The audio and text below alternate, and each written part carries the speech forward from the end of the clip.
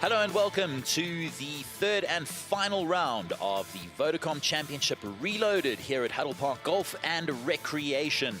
It's wonderful to have you along for our live coverage today of this, the fifth and final event of the Sunshine Tour's Rise Up series.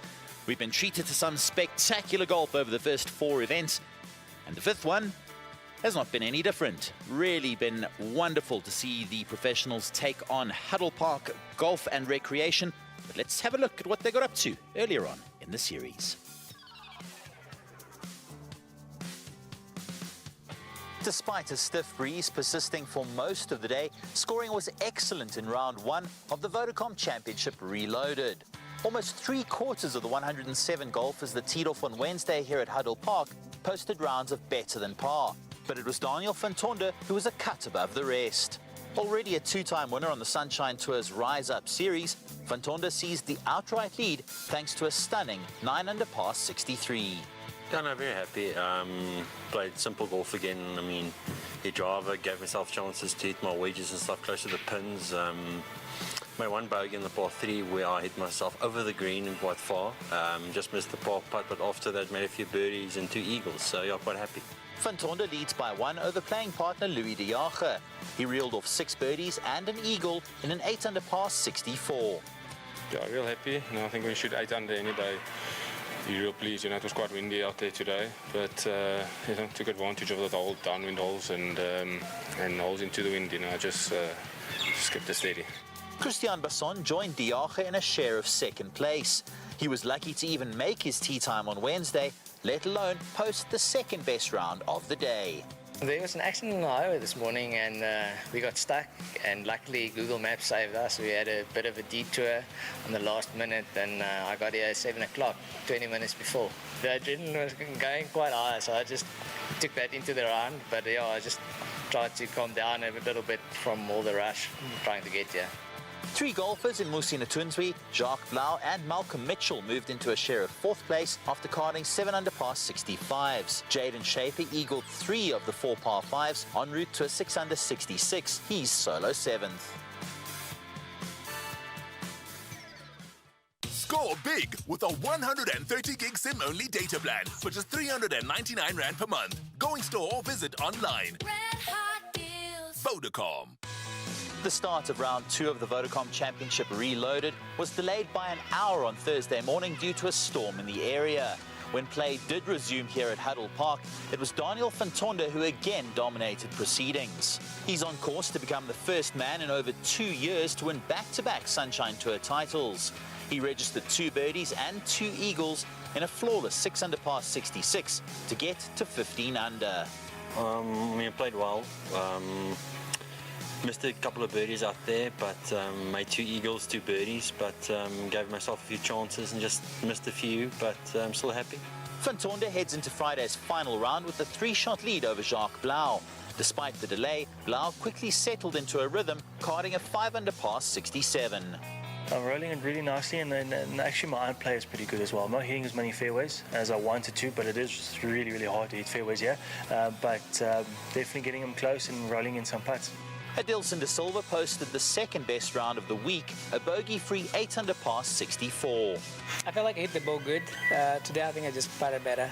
Yesterday as well, I felt like I played pretty good. Just left a couple putts out there, but today I managed to get 1 or 2 in the beginning then and just sort of kept it going.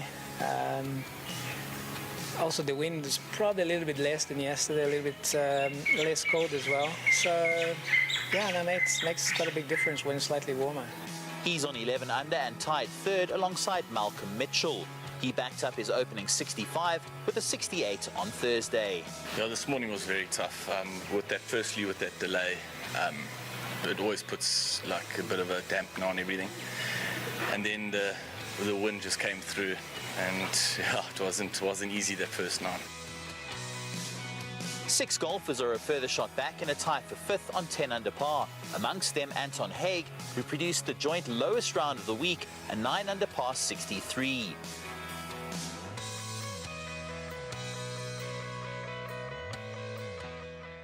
Professional golf resumed in South Africa in mid-August after a 6-month COVID-19 enforced break. Don't let the blue skies at Killarney Country Club fool you though. There was a bite in the air at the Betway Championship. Things began to heat up at Glendower Golf Club, a former SA Open venue, with African Bank coming on board as another brand new sponsor on the Sunshine Tour. It was back to wintry weather at Pretoria Country Club for the third event of the campaign, the Titleist Championship. But spring was certainly in the air with the blossoms blooming. After a 2-week break, the tour resumed at ERPM Golf Club in Boksburg for the penultimate event of the Rise Up series, the Vodacom Championship Unlocked.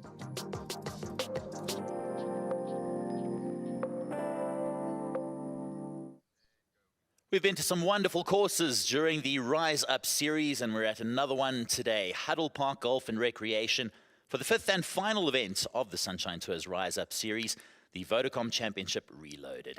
Hello and welcome. My name is Richard Masborough, and I'll be with you for the next 3 hours as we bring you live final round coverage of this, the last event of the Rise Up series. Really has been wonderful to be here at Huddle Park, a venue that's got plenty of stories around it. We'll be delving deeper into those throughout the course of our broadcast today. The Sunshine Tour is at Huddle Park this week for the 5th and final event of the Rise Up series. It's a venue that has a long and fascinating history. Huddle Park was founded in 1939. It was ran for many years after that, and then was closed for some time, and then re-established in 2012. There was absolutely nothing here. It was just squatter camps, long grass. There was 3 courses. There was a white course, the blue course and the yellow course, but they went ahead and they upgraded the blue course and made that into a championship 18-hole course. A part of the white course they made into a mashie, beautiful executive mashie course, 9-hole mashie course, with the longest hole being 234 meters and the shortest hole being 120 meters. The yellow course obviously was next door.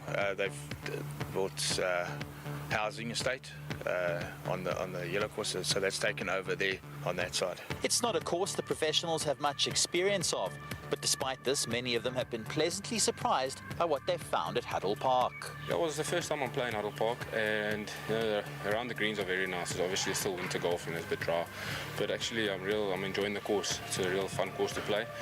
The course it's gettable, it's windy, so you got to drive it well. If you drive it well, place your tee shots nice, then you've got a lot of opportunities. But at the same time, it can bite you again. It's a short course, but it's a tricky course. It's the same as last week, short and tricky, but it's out there. Guys can make a good score. I think it's a beautiful layout. I think luckily the wind is blowing. I think it would be a little bit easier with no wind. Actually, surprisingly, I think it's very good. The greens were rolling good. Huddle Park hosted the SAPGA Championship in the early 70s and more recently a Big Easy Tour event in 2016. It also hosted a qualifying event for the Mauritius Open in 2015, and that has brought back fond memories for a few of the pros. I like it. I've had good success here, and I think it suits my game.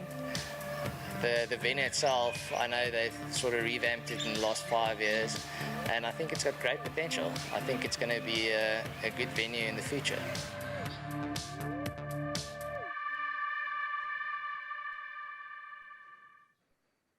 Plenty of history here at Huddle Park Golf and Recreation. It's also hosted a Sunshine Ladies Tour event back in 2017. And Kim Williams won the Supersport Ladies Challenge. So plenty of history here at Huddle Park and plenty of wonderful memories that will be made throughout the next few hours of our coverage here. Let's head outside now to fellow commentator and man out and about, Oji Molefe, to get an update on what the weather's looking like. Thank you, Richie. It is a chilly morning here at Huddle Park. The wind already blowing as the golfers try and put themselves in contention for the final championship here on the Rise Up series. We are expecting a little bit of rain. There's a 30% chance of that coming down, and the wind will be blowing. We know that it's wreaked havoc with the scores, especially yesterday, and today it will be blowing at about 25 kilometers per hour. So the golfers will have to try and navigate that wind for themselves to try and win this final tournament, the Vodacom Championship Reloaded, which is the final installment during the Rise Up series. Back to you, Rich. Thanks very much, OG. Yeah, the weather is expected to play a factor today. That's why we are on air a little earlier than normal. It's to make sure that the broadcast does finish up before the weather hits us. We had a delay earlier in the event. It was only an hour yesterday, but it didn't stop the round from being completed. There's a look at the Betway Birdie Challenge, a wonderful initiative during the Sunshine Tours Rise Up series. And there's a tally of the total number of birdies made throughout these 5 events. It's tight at the top of the leaderboard. Daniel van Tonder and Jaco Alers currently leading the way with 71 birdies apiece. It's all going to come down to what happens in today's final round, and that will decide the outcome of this Betway Birdie Challenge. Remember, first place collects 25,000 Rand.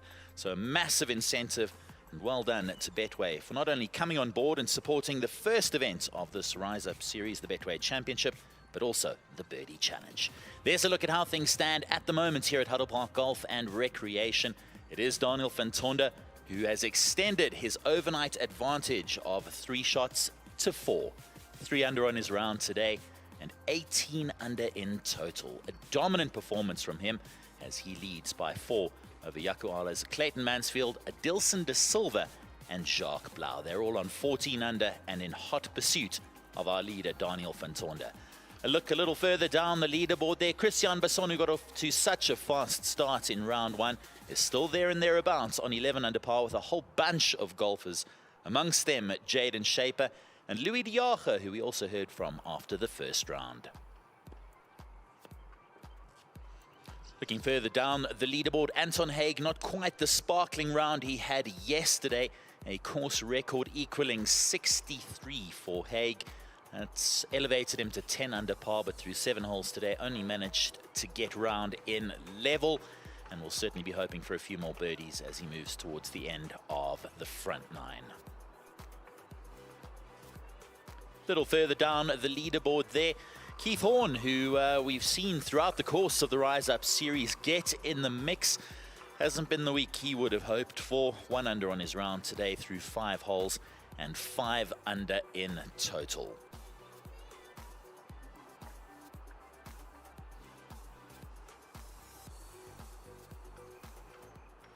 Let's head out to the action now on the course, and this, the 13th green. We were speaking about Christian Basson a little earlier on.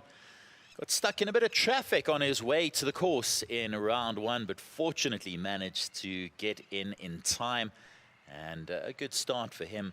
But out first this morning, alongside Tristan Lawrence and Chris Swanepoel. Managed to find the front bunker on 13, the par 3. And that his escape shot from it. So a few feet left for Basson to tidy up for his par on 13.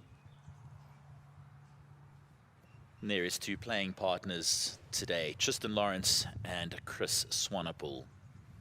Lawrence going along nicely, 3 under on his round so far, has looked pretty solid, despite a bit of a bumpy start. Bogeyed the first, birdied the second, bogeyed the third, birdied the fourth. Then an uneventful par on the 5th and a birdie on the 6th. He turned in 1 under par. Then made eagle on the 12th. And that has left him on 3 under for his round. Chris Swanepoel as well, 10 under par in total. And 2 under on his round today.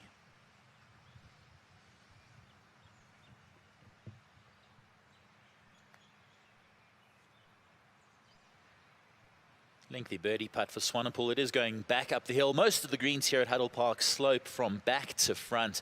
So an uphill putt for Swanepoel there. Just leaving that one in the heart, but he'll tap in for par and remain at 2 under on his round and 10 under in total. Made a bit of a mess on the 10th hole.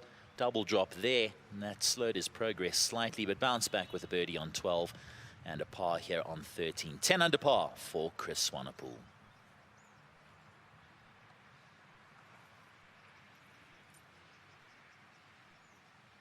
Let's take a look at Tristan Lawrence here, lining up his effort from just off the green. Missed it slightly to the right, not the worst place to be.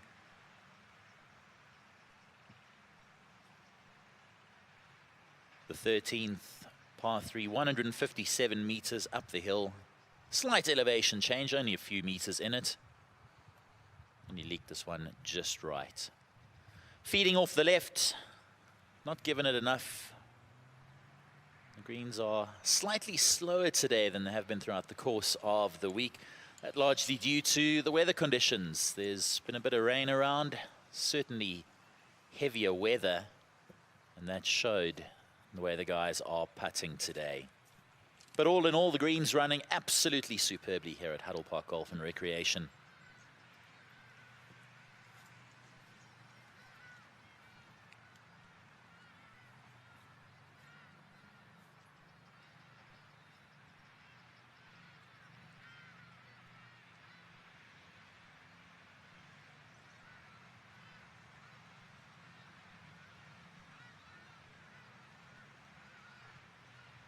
So Basson, having found the bunker front right on the 13th, up and down there, really well done from him.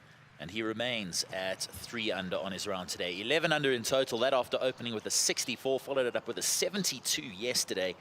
And 3 under on his round today. Pretty good effort from Christian Basson. Well, Caddy and Marshall out there at the moment. Unfortunately, Clayton Mansfield here on the 8th hole has lost his ball off the tee and is heading back to reload. So not ideal for him. He was making a bit of a charge, 4 under on his round, but this will certainly slow his progress on the 8th hole. Managed to make an eagle on the 6th. Started with back-to-back birdies, and Clayton Mansfield will be bitterly disappointed in the way this one has turned out for him on the 8th.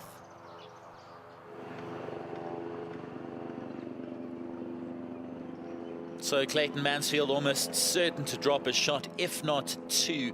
And that will slide him down the leaderboard. 4 under through the first 7 holes today, and really was going along nicely on 14 under par. 4 back of our leader, Daniel van Tonder. 3 under on his round today, a very impressive effort from him, and looking pretty solid at this stage of proceedings. A 4-shot lead for Daniel van Tonder over Rowan Korb, Jaco Ahlers, Clayton Mansfield, Dilson de Silva, and Jacques Blau.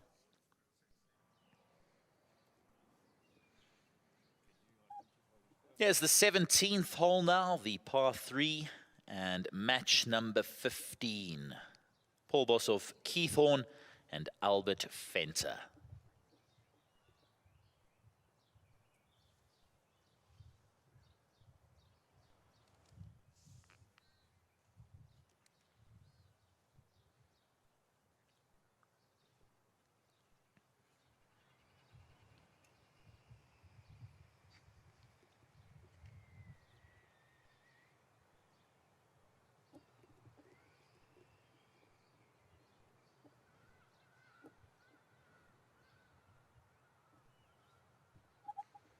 So Paul Boshoff found the bunker off the tee, and a really good effort from him there.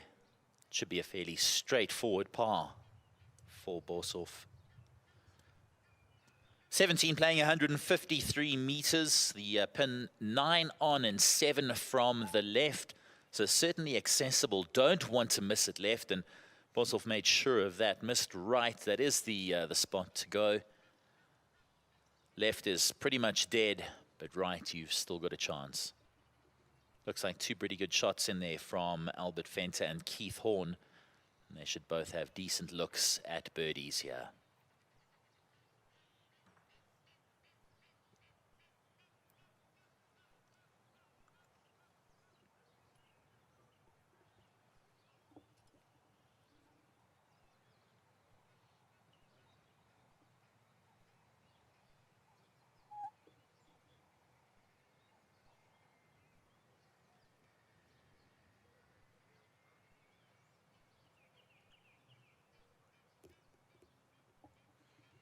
Albert Venter just lining up his birdie putt here on 17.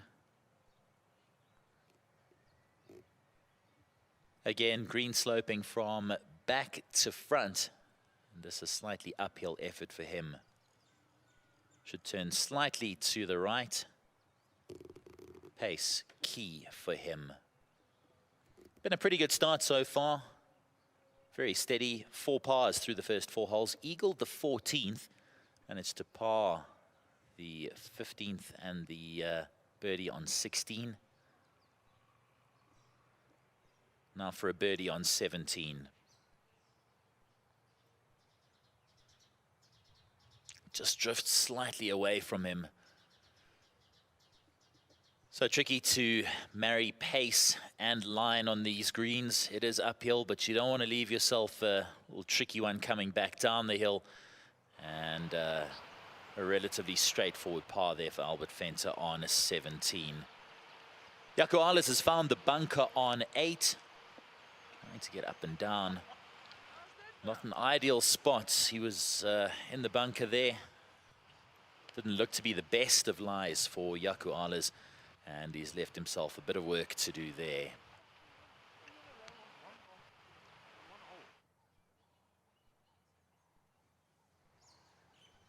Back to 17 now. Keith Horn with his birdie putt coming down the hill, should turn to the left.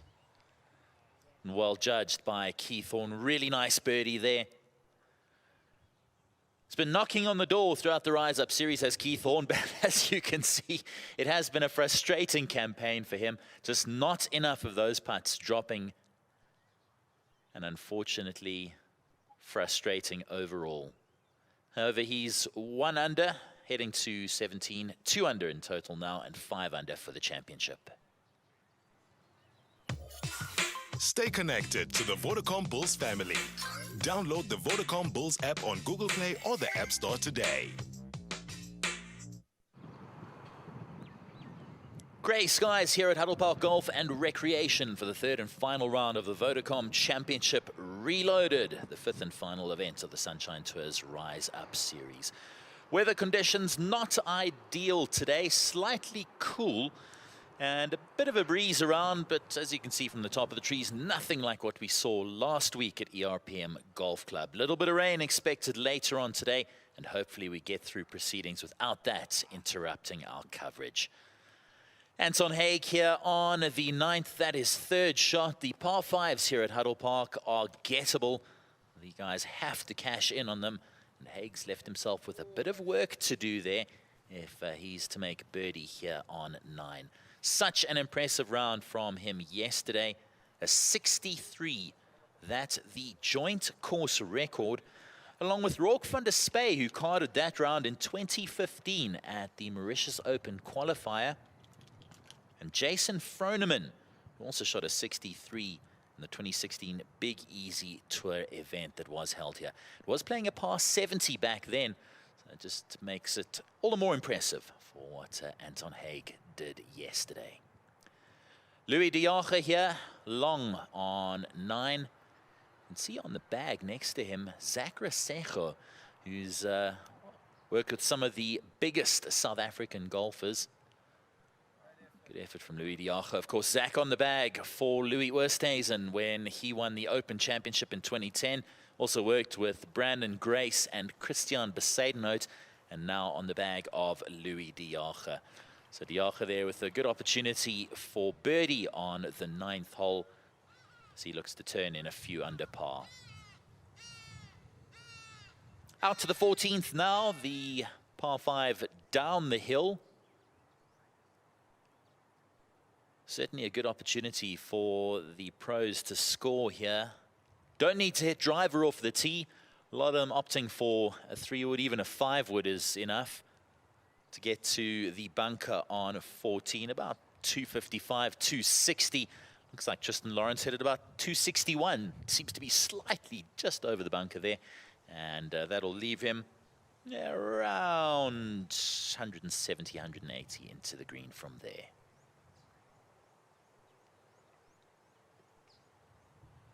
Certainly as a hole that the guys will want to cash in on.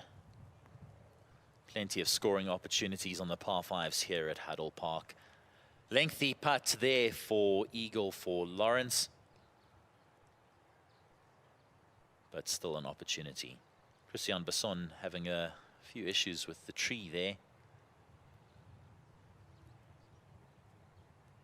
Looks like it's not affecting his swing too much. That's not got the sort of distance he would have wanted. He is hopefully going to be all right on the front of 14. There are a couple of bunkers around there, but hopefully he has hit it far enough that he's either caught one of those. There is a penalty area short of the green, but surely Basson wouldn't have made a mistake and wound up there. Chris Swanepoel, certainly the more aggressive of the three, and certainly with the best shot of the three as well. Just wanted to check there that he is on the fairway. Allowed to place. Placing is in effect throughout the Vodacom Championship Reloaded here at Huddle Park Golf and Recreation. And Swanepoel able to lift the ball, clean it, and place it once again. So green light special here for Swanepoel. Left himself with very little into this par 5 green.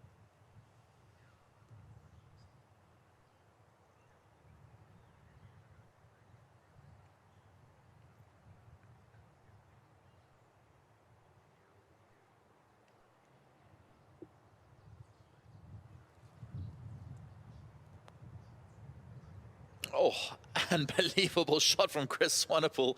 We've seen 2 albatrosses already this week at Huddle Park, and that was nearly the 3rd one. Chris Swanepoel got that one dancing all around the hole, and he'll have that for eagle on 14. A wonderful effort from Chris Swanepoel. But let's join our lead group now. Jacques Blau playing alongside Daniel van Tonder and Malcolm Mitchell.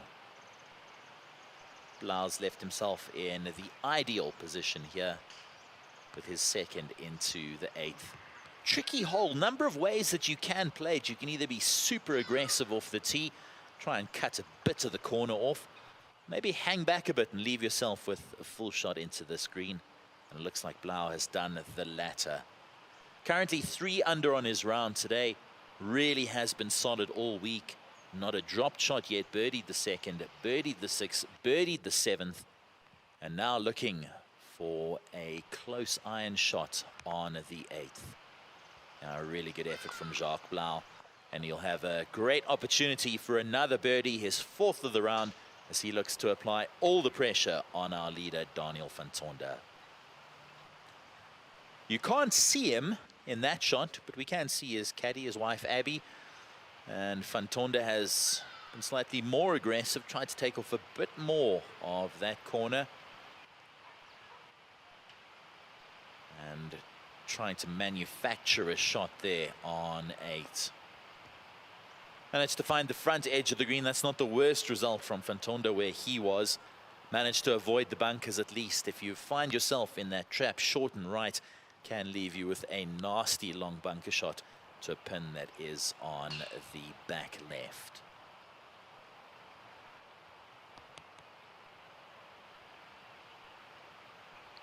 Third member of the group, Malcolm Mitchell, with his second here into 8. Opened with a 65 in round 1, backed that up with a 68 yesterday, and that got him to 11 under par. Very impressive effort from Mitchell. He only got his Sunshine Tour card earlier this year by winning the Big Easy IGT Challenge Tour Order of Merit.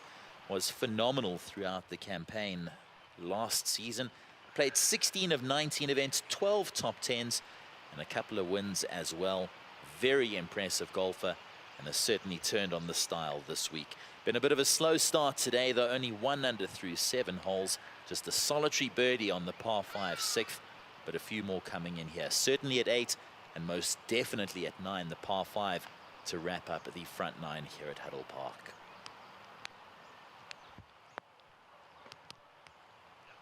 Pushed it out slightly to the right there, but it is the safe miss, pin high, and Mitchell with an opportunity for birdie here on 8. But the ball to the right of the pin there is Blau, and the better chance for him. Back to the 14th now, and the adventures of Christian Basson. Fortunately, didn't land in the penalty area, but didn't have the best of shots in from the tree. But that's really nicely played from Basson. He'll also get a look at that putt, courtesy of the ball just to the left of his. That's Chris Swanepoel, who's lying there for 2 on the par 5. A great opportunity for eagle there. There's a look at our leader, Daniel van Tonder, 18 under par today, 3 under on his round. Not in the best position off the tee here on 8, but managed to extricate himself from that spot. Not a terrible miss, short and right, and he'll be up first here out of his group with Jacques Blau and Malcolm Mitchell.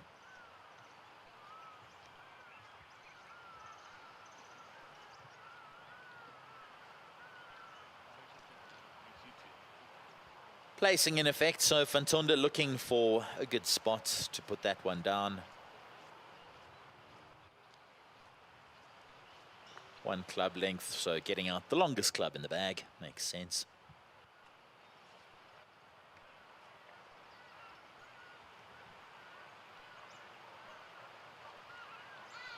Van Tonder off to a fast start this season on the Sunshine Tour. Finished runner-up last campaign on the order of merit to JC Ritchie. Went down to the wire at the Tour Championship a little earlier on in the year at Serengeti. And Van Tonder just pipped by JC Ritchie, but laying down a marker early on. Already a 2-time winner in the Rise Up Series. 2 victories in 4 events so far. He finished tied 7th at the Betway Championship, won the African Bank Sunshine Tour Championship, tied 10th at the Titleist Championship, and won last week at the Vodacom Championship Unlocked. So been so impressive since professional golf resumed here in South Africa, and on course for victory number 3 out of this Rise Up Series.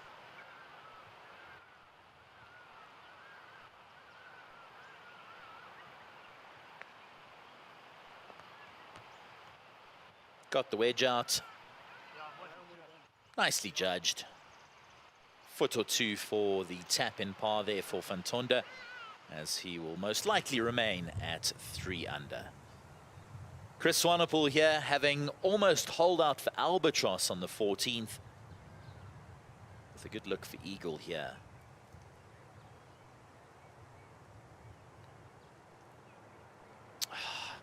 It just held its line on him. It does look like it wants to drift to the left, and unfortunately just kept its line. Looked like the pace was pretty good there from Swanepoel. You'll be disappointed with that, but still a birdie on 14 is nothing to be too concerned about. Malcolm Mitchell next up on the 8th with his birdie putt. Hit his second pin high. Lengthy effort for birdie.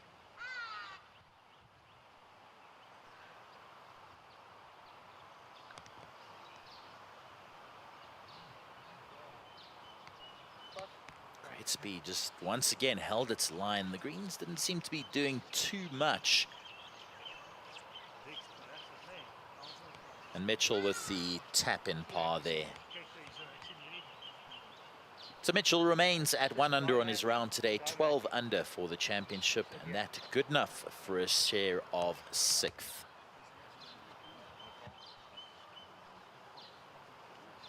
Jacques Blau now sizing up his effort on 8.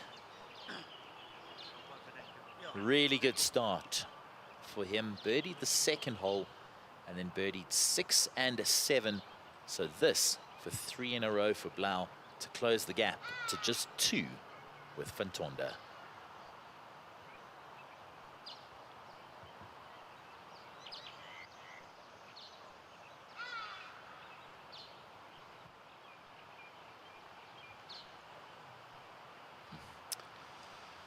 Maybe needed to hit that a smidge harder, take a bit more of the break out of that, and unfortunately it'll be a par for Blau. Has spoken at length about how much better his putting is, and that has showed this week here at Huddle Park. All facets of this man's game have been firing, not just this week, but throughout the Rise Up Series. Worked a lot on the game in lockdown, worked a lot on himself in lockdown as well. Looking lean and mean, and it's showing in the results for Daniel van Tonder. Just sneaks that one in on the left edge of the hole. A par for him on 8. He remains on 3 under, and our solo leader on 18 under par. A 3-shot advantage over Jacques Blau.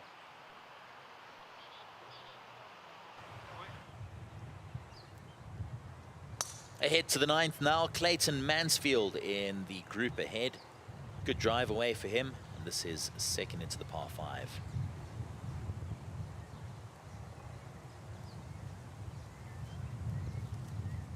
Trying to turn that one in from right to left, and really an unbelievable shot from Clayton Mansfield. Very, very impressive from him. And that'll give him a great opportunity for eagle on the 9th.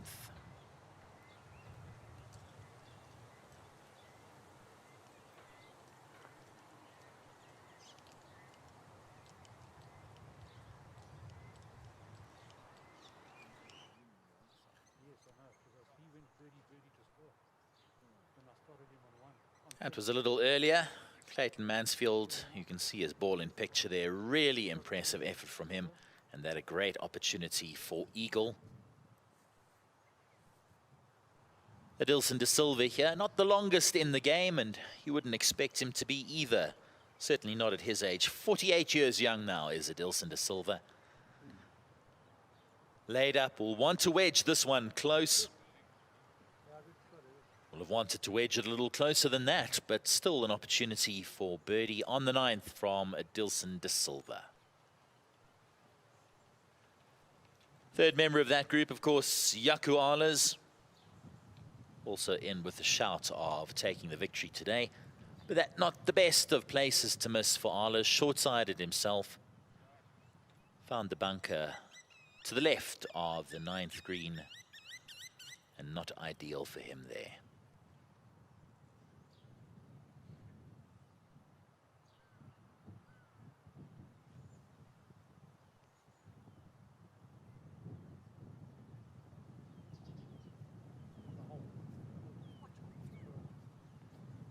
Tough to control the spin from that sort of life for Jaco Alers, but he'll still have a putt for birdie. And he'll still have a read as well. De Silva on his line, and he'll get to putt first. Alers will have a good look at that. And the marker closest in there, Clayton Mansfield.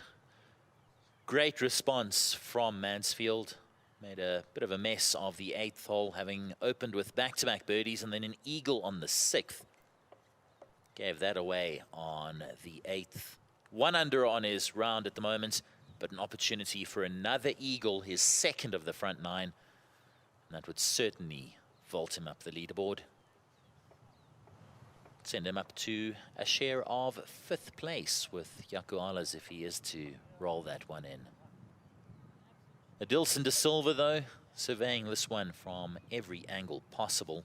Won't want to be making a mistake here. This really is the scoring opportunity on the back 9. Already made sure he cashed in on the 6th with a birdie there. Birdied the 3rd and the 1st holes. And looking for his 4th of the front 9.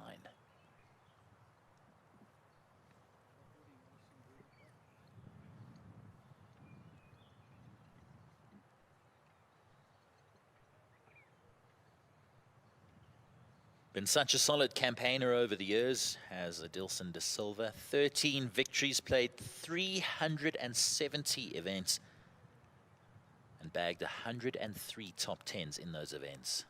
So just about every 3rd event that he plays, he finishes in the top 10.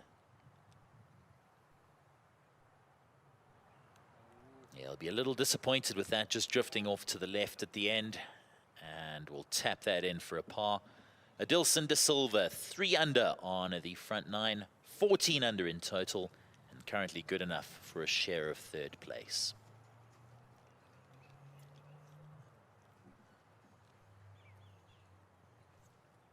Jaco Alers will be next up.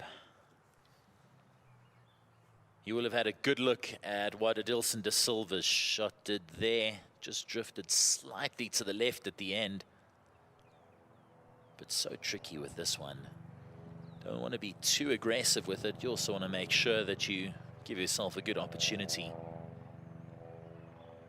And this to join the bunch in a share of third on 14 under.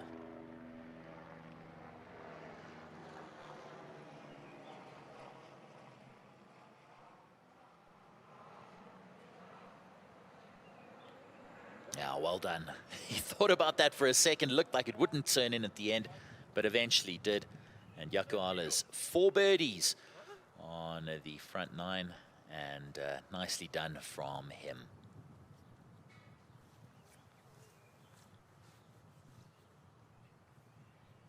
Clayton Mansfield now with the best shot of the group. And this for eagle.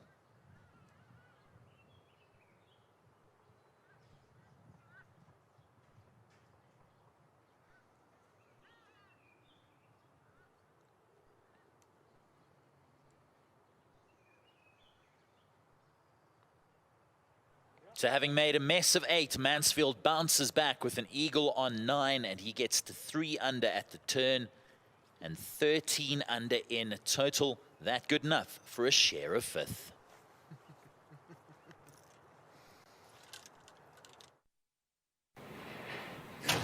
You! You champion, you! Yes, you! Today is your day because you are our favorite. So, use Vodacom and we'll reward you with Vodabucks to bank and spend on your phone on things like these. Yeah, Bo, on us because you're special. And it's available to everyone on Vodacom. For you, for free, for real. Join to earn, bank and spend. Ready? Vodacom.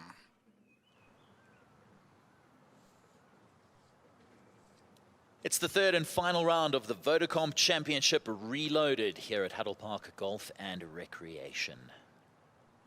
There's a look at how things stand. Daniel van Tonder still out in front. His 3-shot overnight lead is still intact. That in spite of going 3 under today. Jacques Blau also applying some pressure, 3 under. And Ruan Korb moving into the top 3 with a 4 under par effort so far through 10 holes.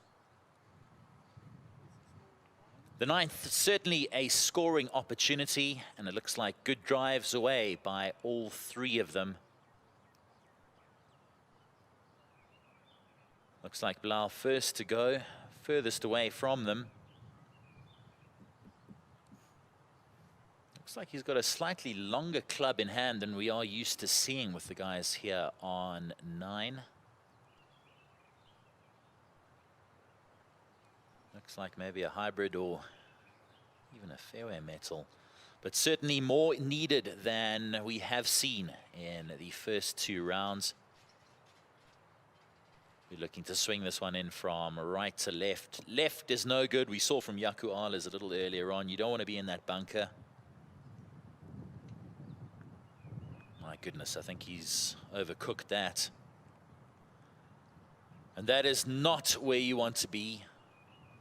Nestling in just under those trees, and Blau's got some work to do if he's up and down there for birdie on 9. Pin cut close to the left edge, and that'll take plenty of skill to get it close from where he's left it. Ideal position here for Van Tonder. He'll have fond memories of this hole. Managed to make eagle here yesterday. Closed out with a monster putt. Must have been a good 10 or 11 meters. Van Tonder with the iron, working it in from the right. But just hung it out there. That's the spot to miss, though. Lots of green to work with. He was just on the edge of the green there on the right-hand side when he boxed that eagle putt yesterday. So we'll know the line.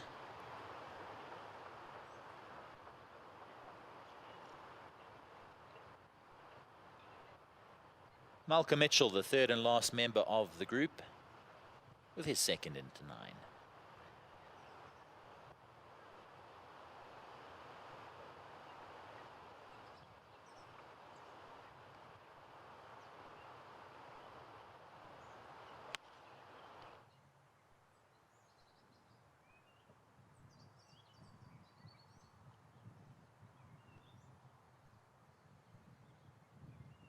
Mitchell just managing to find the putting green. Running that one up. Didn't look to be the best of connections. I think he's smiling because he knows he maybe got away with that one, but 2 putts for birdie there for him. He'll be pretty pleased with his efforts on the front 9. Want to bring in fellow commentator here who's joined me in the booth. OG, it's a little warmer in here, isn't it? Thank you for bringing me in, Richie, because I can just imagine. I mean, Danny Fantona playing a T-shirt. He's clearly feeling warm. It's a bit chilly out there, but the guy's still continuing to score. I mean, that 9th hole, I think you mentioned it. And I actually followed Danny the last 2 days on there. He's been playing it pretty well. On Wednesday as well, he actually missed it on that side. So that's a spot that he actually knows how to navigate, especially that 9th green from. And I was there for that monster putt yesterday as well. I think he was just in the zone and probably going to walk away with another birdie, if not chip in eagle there. Ahead to the 13th here, the par 3 up the hill. Anthony Michael with a long effort for birdie.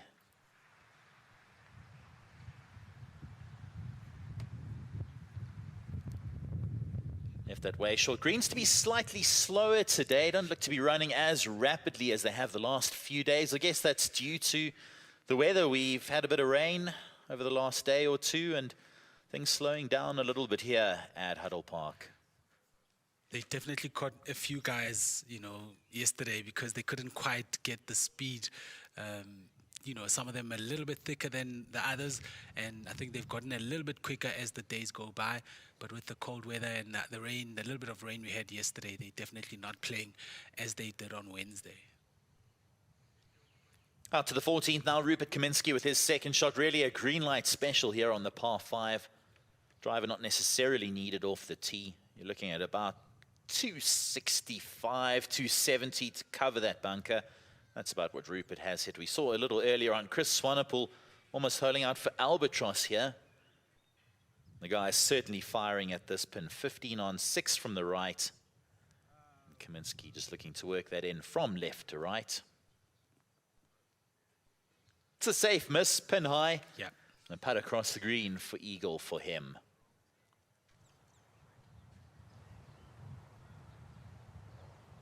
Now, if this club starts firing for this youngster, watch out. Oh, Richie, he was so frustrated yesterday. I think, you know, I followed him on the back 9 and he must have lipped out at least 6 putts. It's just been that close. And, you know, if that short stick does actually get, you know, underway, we're definitely going to see some good scoring. He was a little bit happy, though, that he's given himself the chances to score. One of those people who are actually trying to figure out the greens. But, yeah, definitely watch out for Jaden Shaper. Blau here on 9 looks to be sitting up all right there. No issues with the lie, but he's going to have to try and thud this one into the bank. I don't know that he can carry it all the way and hope that it bounces up. Yeah, that's really nicely done from Jacques Blau. It's a tricky putt from there. We saw Adilson de Silva miss his. Arla's made his. And Blau with about 8 or so feet for birdie there on 9.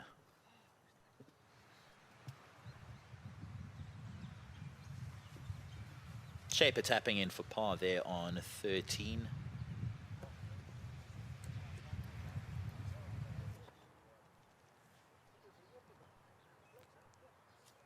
Like I said, Danny has been here before on Wednesday.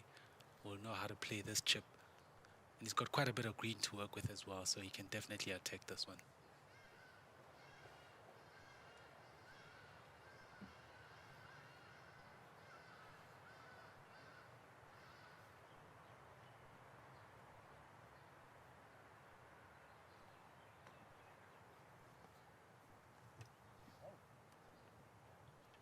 Not going to be happy with that one.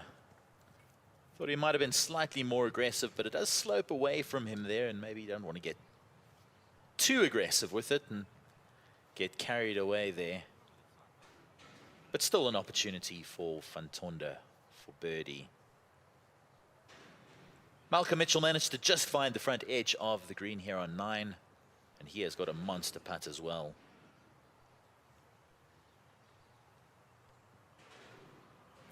The short stick has been quite steady for Malcolm this week, so he'll definitely be looking to score on this hole. It's been a bit of an up and down campaign for him during the Rise Up Series. Tied 24th at the Betway Championship, tied 6th at Glendower at the African Bank Sunshine Tour Championship. But aside from that, tied 23rd at the Titleist Championship, tied 44th last week at ERPM. So there's been good scores there, just managed to not put together 3 rounds. But when that does come, he's certainly one to watch out for.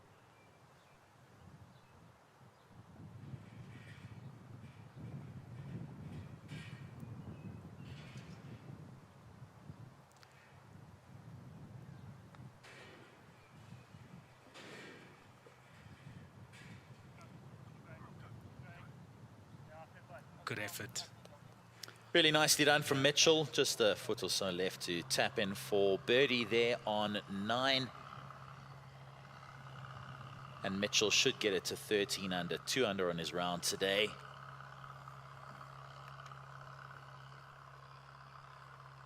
Really solid through the first 8 holes. 7 pars, 1 birdie on the 6th. And should that one go in, it will be 2 on the front 9. Going to need more than birdies, though, to reel in Daniel van Tonder. 3 strokes he leads by. That was the advantage he had after 36 holes. Jacques Blau in second place, still the man closest to catching him. With Ruan Korb, Jaco Arles and Adilson De Silva next in line. 4 shots back of our current leader.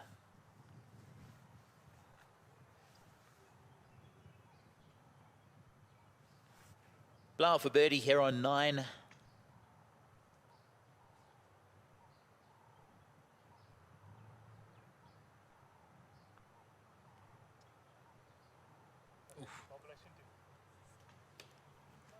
Jacques won't be happy with that one. No, the mistake really coming from the second shot, tugged it way left, and to get up and down from there was always going to require something spectacular, so won't be too happy with his efforts on 9 there.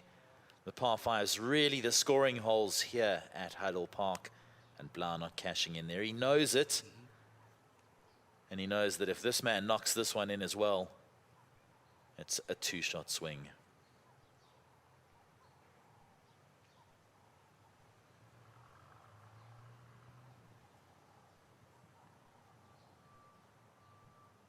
Oof. So impressive from Van Tonder. Indeed. That's been the difference, hasn't it, been, Rich, during the Rise Up Series? I mean, the putter's been firing for Dani. He's playing with such confidence. And he actually said earlier in the week that when conditions are tough like they are today, this is when he actually, you know, cherishes playing in the wind, because he can go and be aggressive. And you have to try and attack these par 5s and make sure you score for you to have any chance during these tournaments. So Van Tonder on 19 under par now, a 4-shot advantage over Jacques Blau, and Malcolm Mitchell looking to tidy up his birdie here on 9 and get it to 13 under.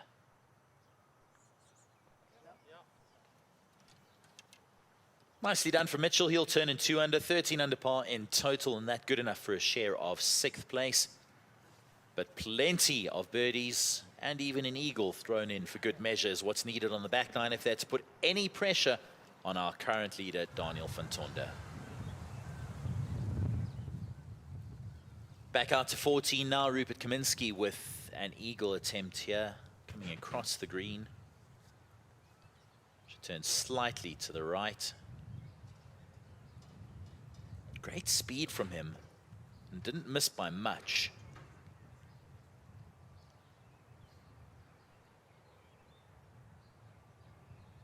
Exciting player is Rupert. I think we can also expect quite a lot from him. He's just been getting better as well during the Rise Up Series. Certainly does have the game. Got the looks and the locks as well, does Rupert Kaminski. And Indeed. Such a nice youngster as well. Really is a really, really nice guy. One of the young talents that you do root for. Just hope they do well and enjoy a long and successful career.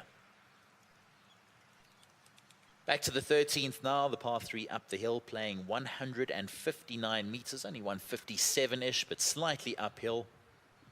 And the wind slightly into the players' faces. They're going to have to take that into account when hitting this. You don't want to be coming up short. 2 bunkers guard the green. And just a small channel that leads up between them. So short is no good. The pin 10 paces on and 5 from the right. But Ulrich van den Berg will have taken all of that into account. And he manages to find that little sliver between the 2 bunkers at the front of the green. Not ideal, but it is playing slightly tricky as that hole. It's longer than you think it is, but you also don't want to leave yourself a long putt coming in from the back edge of that green.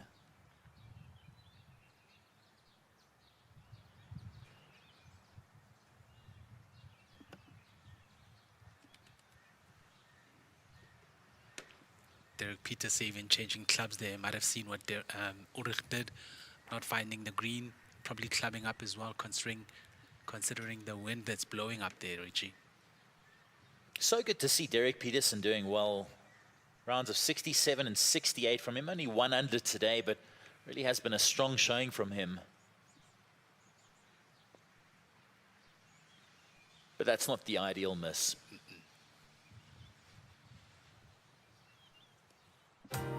African Bank still offers SA's best investment rate of 12.22%. Visit africanbank.co.za for more information.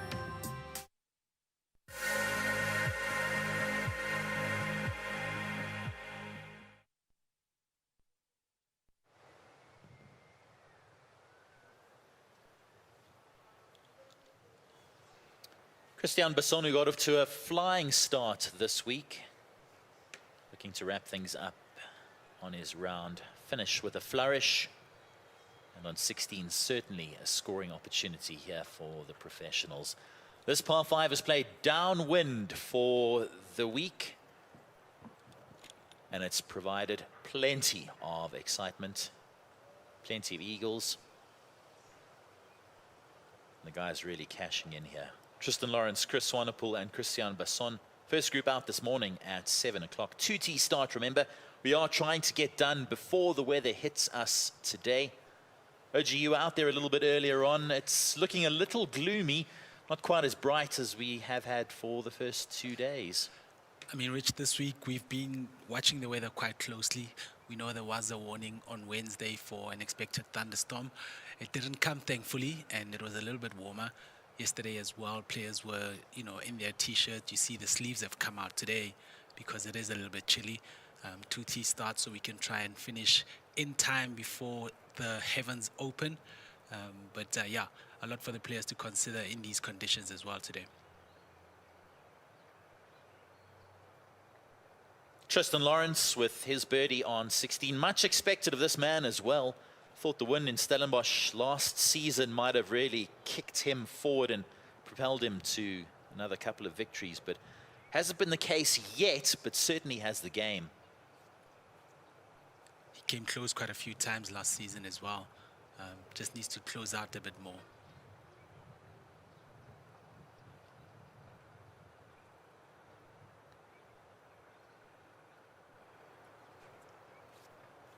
Basson just not hitting that. Left it in the heart. He'll be slightly disappointed with that effort. Be slightly disappointed as well with the way things have gone after that first round. Was very much in the conversation after a 64, but a level past 72 yesterday is not what he needed.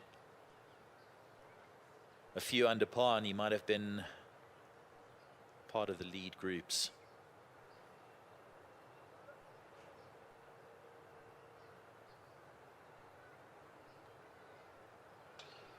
Yeah, excellent putt from Chris Swanepoel. Delighted us with that second shot into 14. Almost holed out for an albatross. And Swanepoel cashing in on the par 5s. Now this looks a little careless from Jaden Shape. I think he's hit it into the bunker. Seemed to be a good enough line on the uphill as well, so... Yeah, he's done well enough to get it to the back edge of that green, but really a mistake off the tee, and at least he's got the opportunity to walk away with the birdie there, but could be so much better. Now this is the super aggressive approach if you want to hit it right up to the front just before the penalty area.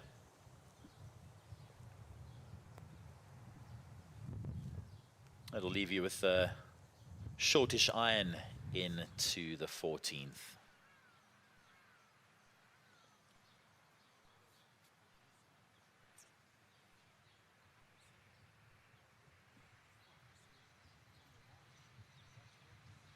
Back to 13 now, Ulrich Vandenberg surveying this one.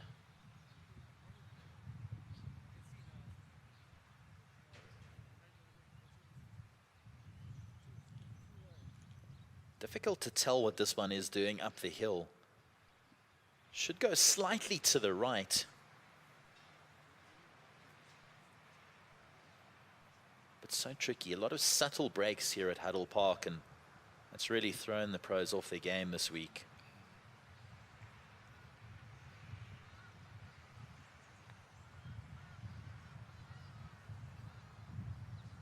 Wants to go at the end, but he just hasn't hit it.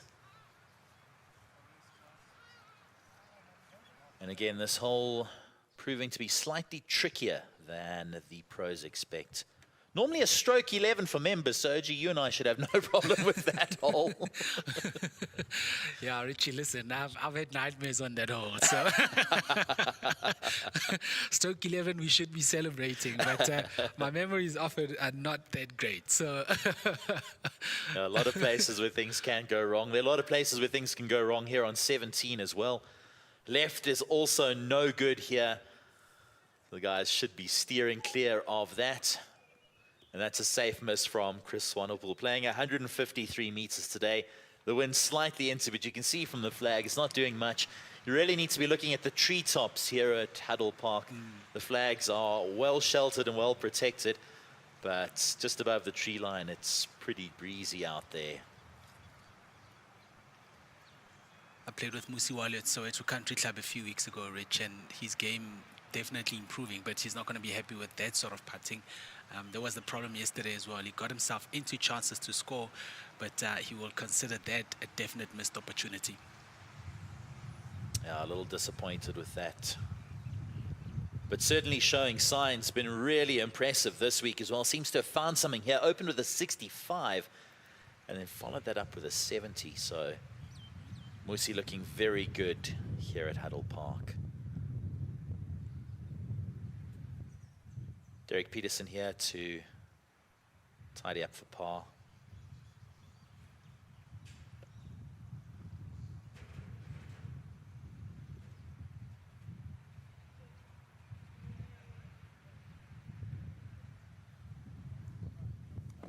Good putt from him. Remains 1 under on the round today and 10 under in total. That good enough for a share of 17th.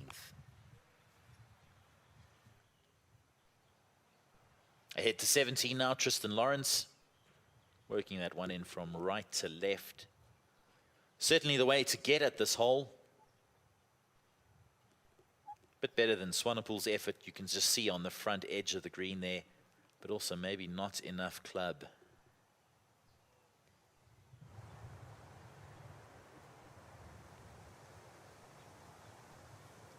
Back to 14 now, Jaden Shaper just off the back edge.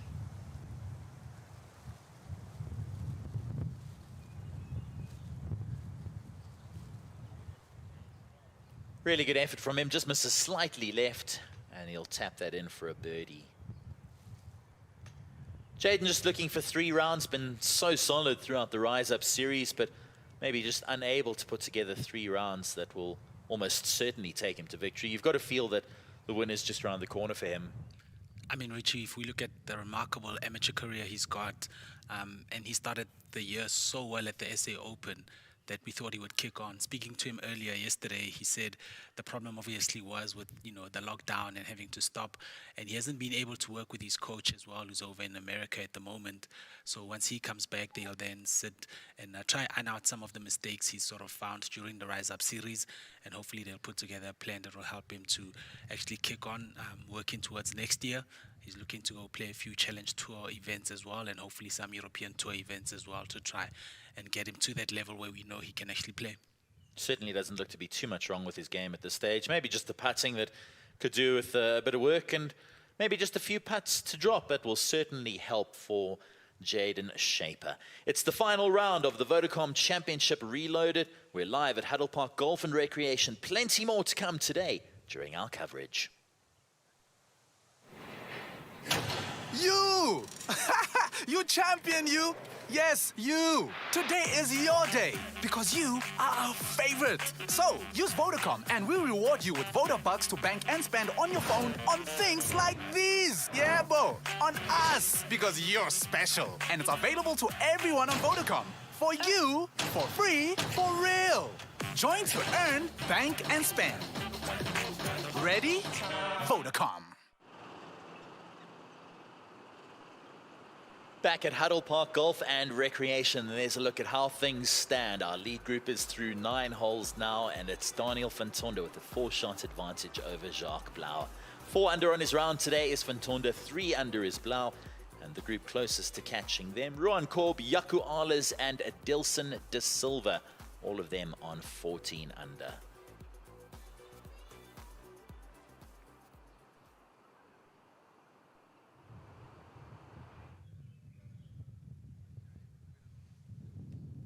Chris Swanepoel working on a good round today, currently 5 under as things stand, coming off an eagle on 16. Were it not for the double drop on 10, could have been even better. Another guy who's been showing signs of a return to form, but just hasn't been able to put together 3 rounds. But pretty consistent this week, 68, 68, and 5 under today. Looked to bobble a little bit in the first foot or two of that putt, just coming off the fringe. And Swanepoel's left himself with a bit of work to do to tidy up for par on 17.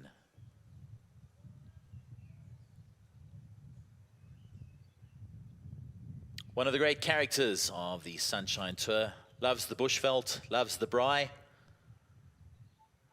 We won't complete the third part of I was waiting for you that trio. I was waiting for you to finish the combination. It also begins with a B, but yeah, he's a great awesome character. fella. And he's got this dry humor, sense of humor that is just absolutely incredible.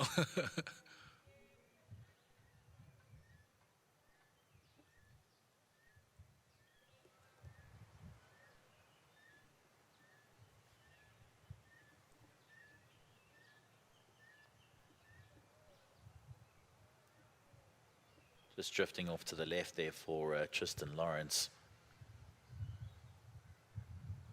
He'll tap that one in for par and remain on 5 under on his round today. 13 under in total. These guys were out first this morning at 7 o'clock, braved the chilly conditions and have made the most of the opportunity presented to them. 10 here, normally the stroke 1 at Huddle Park Golf and Recreation. Generally a reasonably tough hole for us amateurs, but wide enough for the pros. They can lash driver off the tee, and that should leave them a mid to short iron into the green here. But Blauw's missed it short and left and found the bunker. Leaning on the short game and rolled that a good 5-6 feet past the hole. He'll have that to tidy up for par and remain in solo second on 15 under.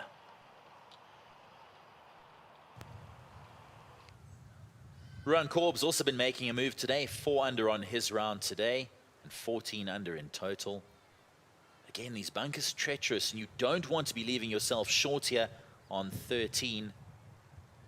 And Korb with a mistake there. He's got a bit of work to do for par there.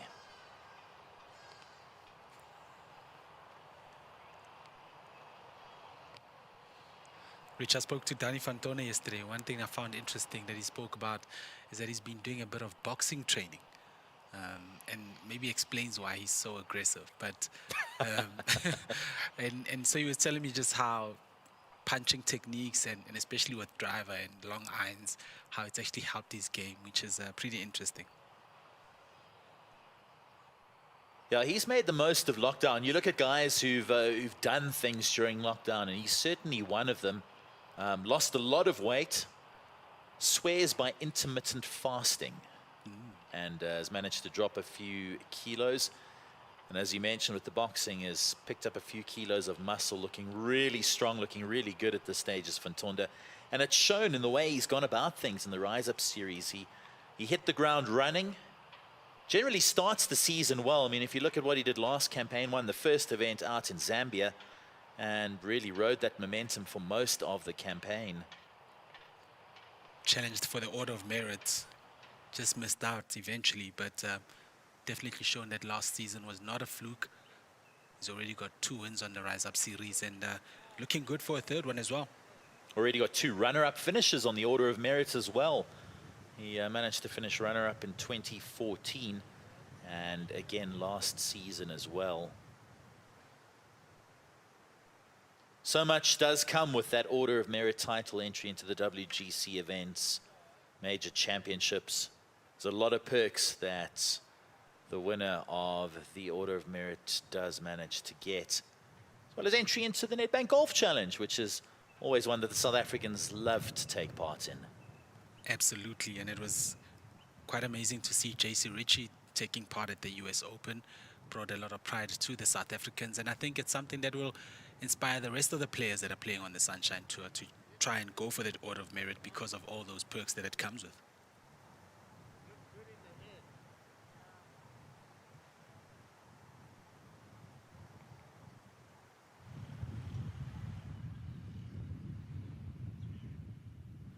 Rowan Korb here looking to tidy up on 13.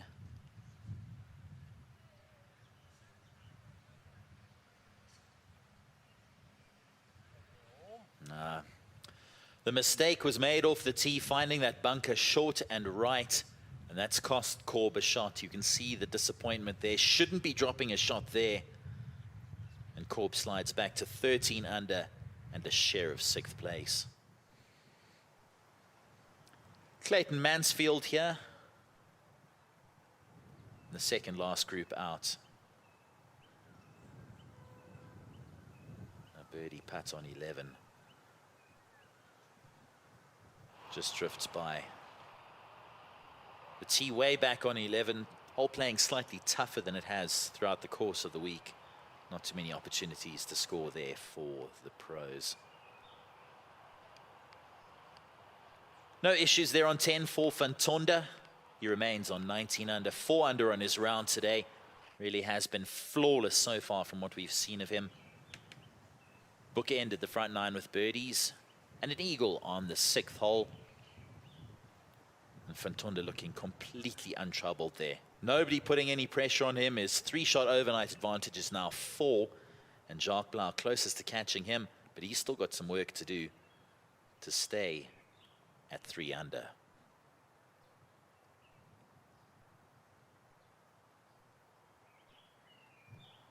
Clayton Mansfield has been in this position before. He was in the lead group at Pretoria Country Club, the final round of the Titleist Championship, playing alongside George Coetzee and Tristan Strydom. I think the occasion got a bit too much for him there, and he imploded spectacularly with an 80. But said yesterday he'd learned plenty from that experience and was looking forward to putting that into practice today. And it has shown. Although a costly mistake on 8, that's careless as well. And 1 or 2 shots slipping by for Clayton Mansfield.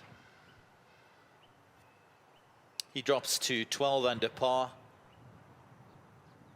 2 under on his round today, but still refusing to go away, and that good enough for a share of 9th.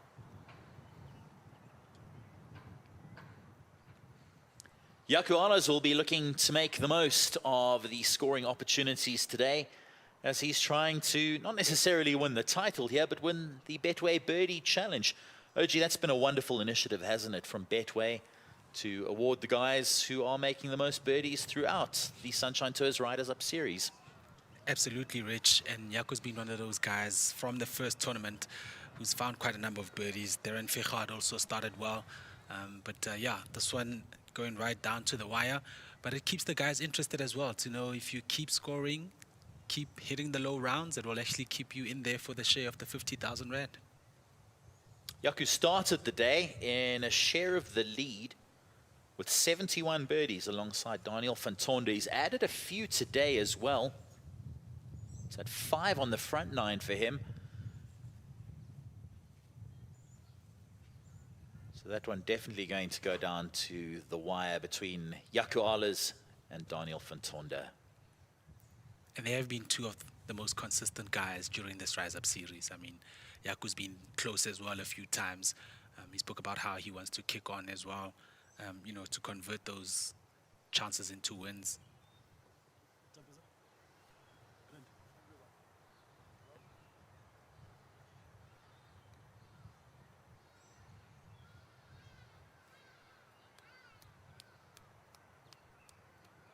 That's really well judged by Derek Peterson, coming up the hill there on 14, just drifting slightly to the right as it approached the hole. But putter in hand should be able to knock that one in for birdie.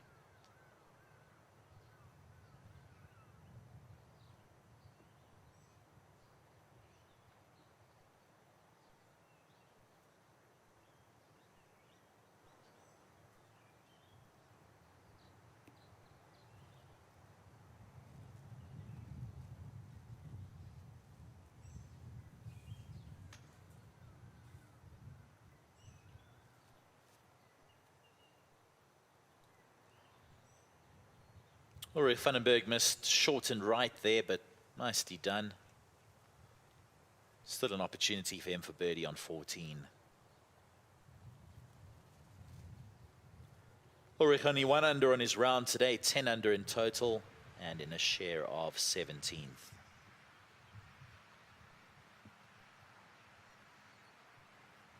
Back a hole now to 13.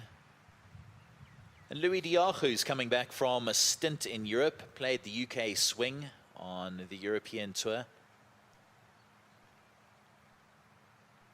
Good to see Louis back, and also good to see Brazek Rasejo in the bag there with him.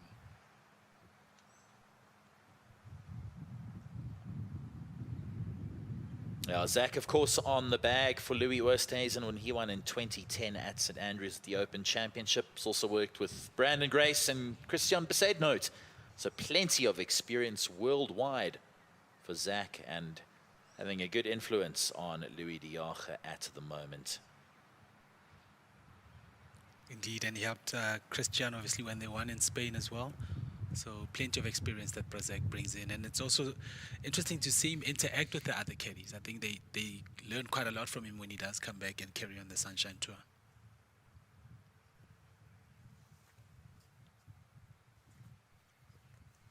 You'd love to see a caddy like that on the bag of Anton Haig as well. I think he could bring much needed experience and possibly a few words of encouragement for Anton. Does get a bit down on himself at stages.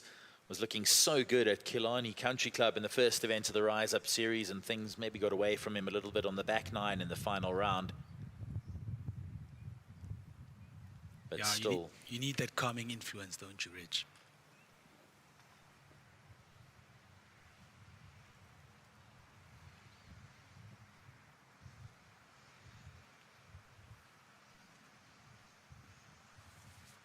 Gideon van der Vyver, the third member of that group.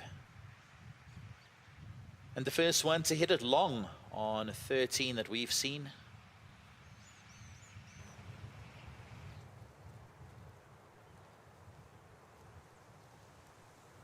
Ahead to 14 and an opportunity down the green for Musi here.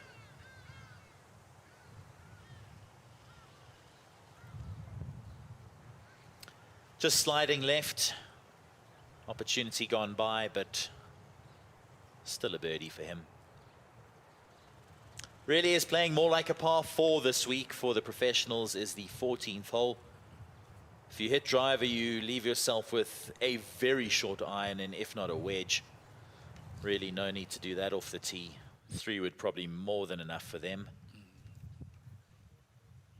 It's actually been interesting to see how they've attacked this course this week, Rich. Speaking to Jaden yesterday, saying on average, you know, into the par 4s, he didn't hit anything. He didn't have anything longer than 90 meters into the par 4s. So the players, if you are aggressive, there's chances for you to definitely score, but you need that short stick to also be working. Yeah, that's the beauty of this Bob Grimsdale design, is there's plenty of options off the tee. You can be uber aggressive, as Daniel van Tonder has been, and attack everything.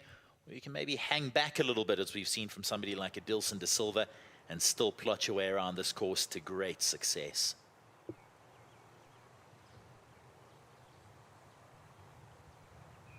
Can't believe that Ruan Korb hit his tee shot there. I think that might have come off a tree, hanging way back of the bunker there. Only 245, 250-ish to that bunker. But still hit it pin iron on the right on 14.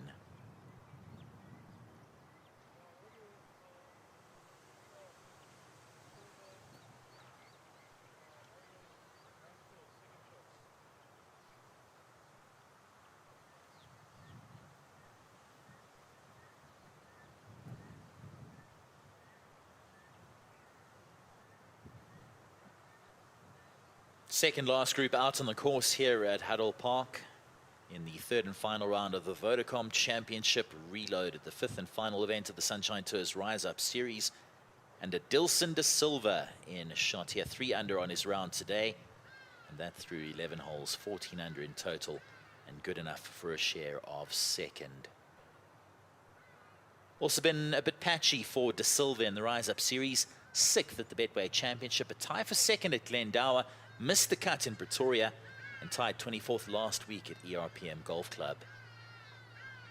Certainly on track for a top 5 here, and that would bookend the series nicely for him. Just quite a remarkable career this man has had. 370 times he's pegged it up on the Sunshine Tour, and in almost a third of all those events he's finished in the top 10. That's a great shot from him, although a little bit too much action on that. We'll come back to the front edge of the green. All these greens here at Haddle Park, in particular on the back 9 slope from back to front, does give you the opportunity to go a little bit longer. And a bit of a teapot there from de Silva, not happy with that, but he'll still have an uphill putt for birdie on 12.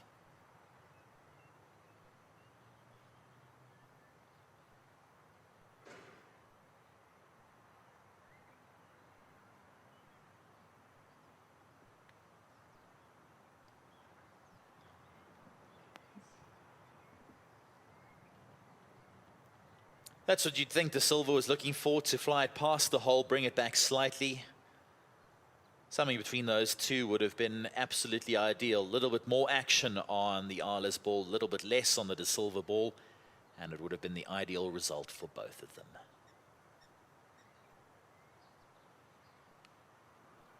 Clayton Mansfield, little flicky wedge in there, flighting that one down nicely, and a great shot from him. His second into the 12th will potentially lead to a birdie for Clayton Mansfield.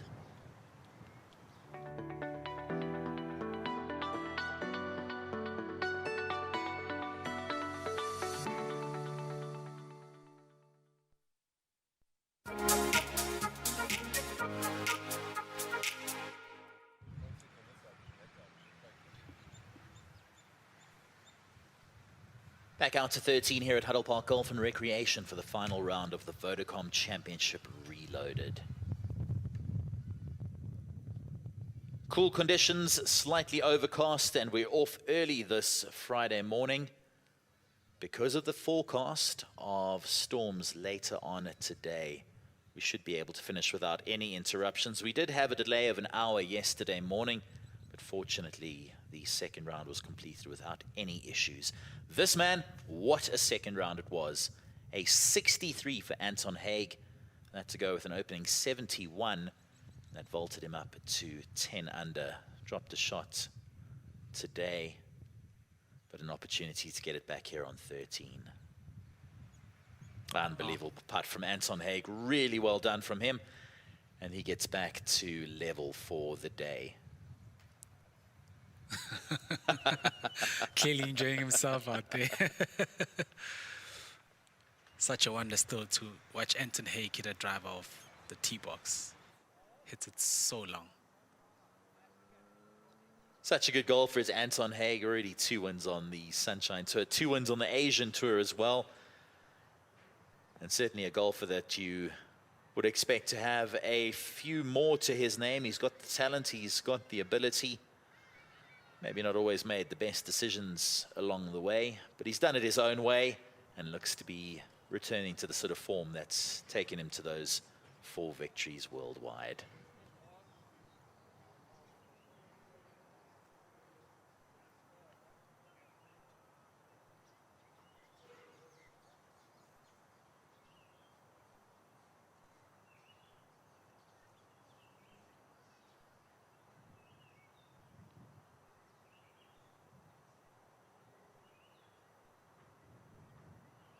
Adilson de Silva with his birdie attempt here on 12. Very deliberate coming up the hill here. Bit of a bounce there. Just drifting off slightly to the right, but should be a par for him. As he looks to remain 3 under on his round and 14 under in total.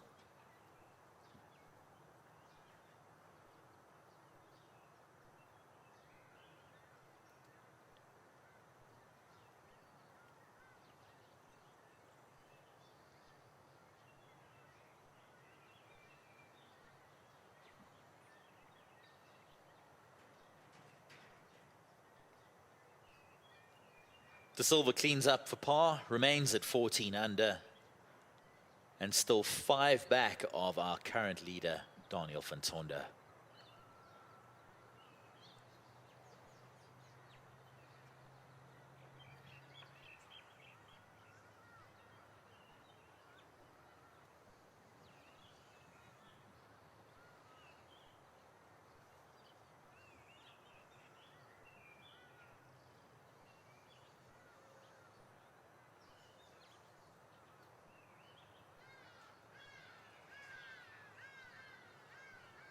Parlors for birdie here on 12.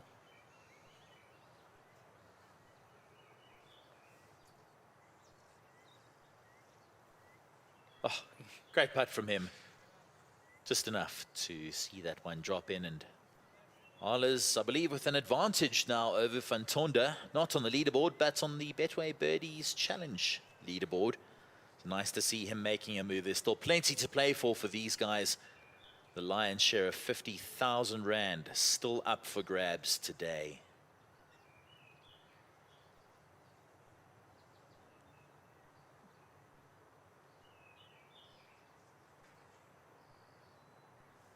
Clayton Mansfield with a delightfully flighted wedge here into 12 and an opportunity to pick up another shot here on the field.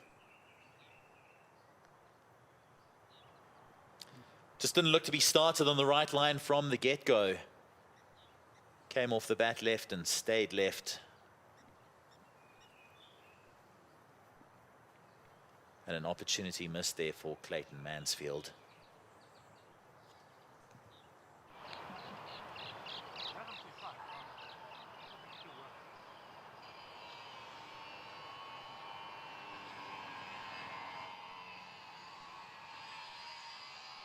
Our leader now, Daniel van Tonder, and this for par on the 11th. Pretty aggressive with his birdie putt from the back of the green.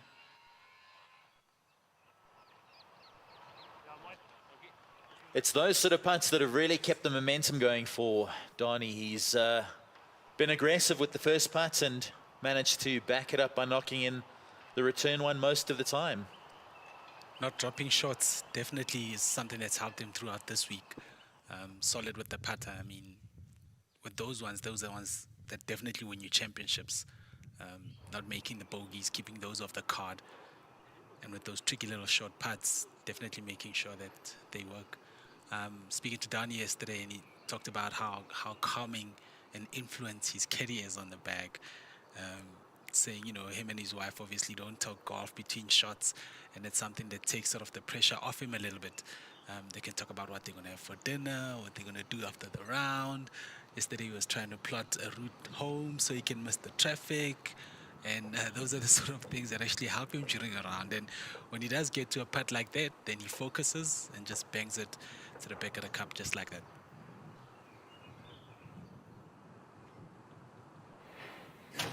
You! You champion, you! Yes, you! Today is your day because you are our favorite. So, use Vodacom and we'll reward you with Vodabucks to bank and spend on your phone on things like these. Yeah, Bo, on us because you're special. And it's available to everyone on Vodacom. For you, for free, for real. Join to earn, bank and spend. Ready? Vodacom. It's the final round of the Vodacom Championship Reloaded. Yaku Ala's on the tee here at 13. 157 meters up the hill there. Controlled swing for Ala's.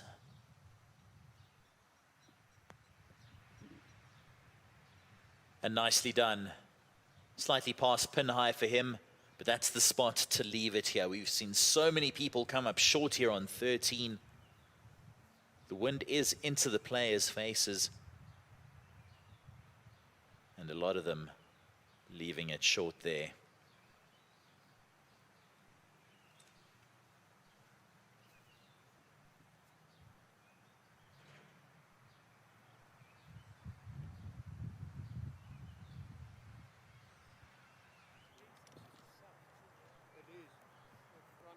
Edilson De Silva just having a little look at this one. Maybe extra care and consideration given to it, especially considering how penal it can be short on this green.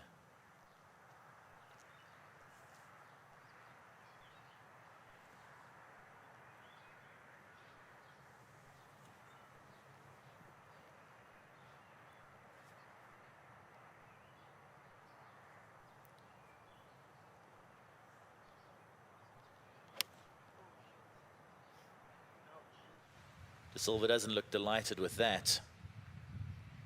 He's come up short and in the bunker on 13. So one more member of the group to come here. Clayton Mansfield.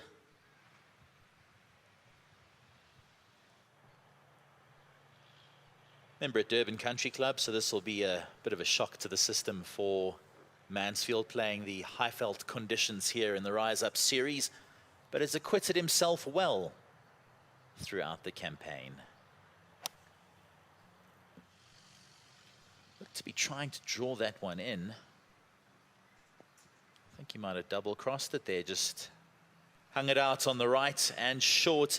And once again, 13 causing problems for the professionals.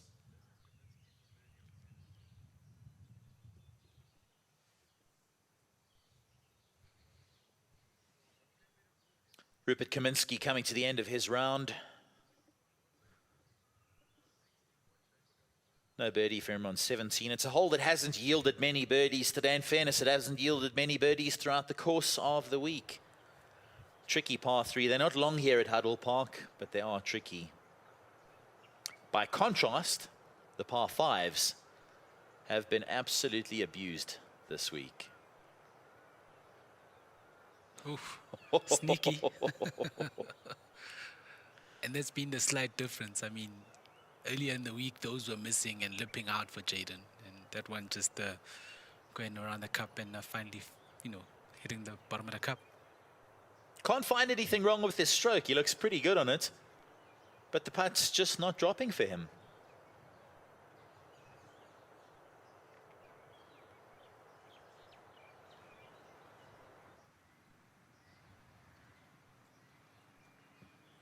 Second last group out, and the man on the left of the picture there, Yaku Alas, is now in solo possession of second place on 15 under, and that 4 back of our 36-hole leader, Daniel van Tonder, who's currently on 19 under. Edilson De Silva just surveying what he's got left in the bunker there.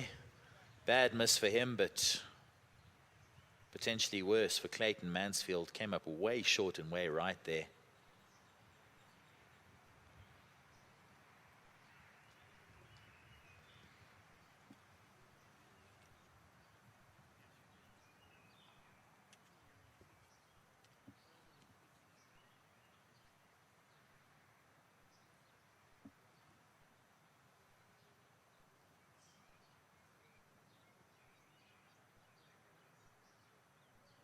Mansfield with a bit of work to do here on 13.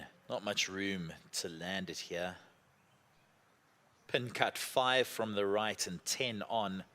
But it does feed slightly there, and there's a bit of a bank which should hopefully hold it up. But that's what he was looking to do, but it just got away from him a bit there and skidded that one through. So Mansfield now in a spot of bother and plenty of work to do if he's to not drop a shot here on 13.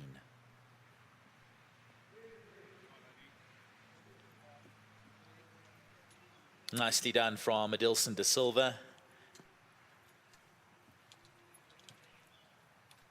And he should be able to tidy up for par there.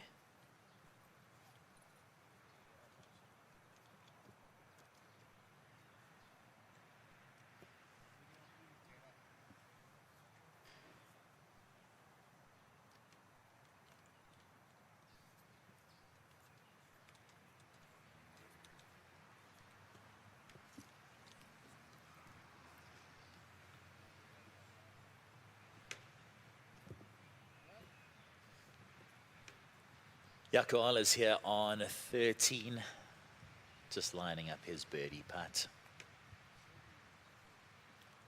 4 shots back at the moment from our leader, Daniel van Tonder. Alers, though, working on one of the best rounds of the day today. 5 under par as things stand. And plenty more scoring opportunities to come for him, certainly on 14 and 16.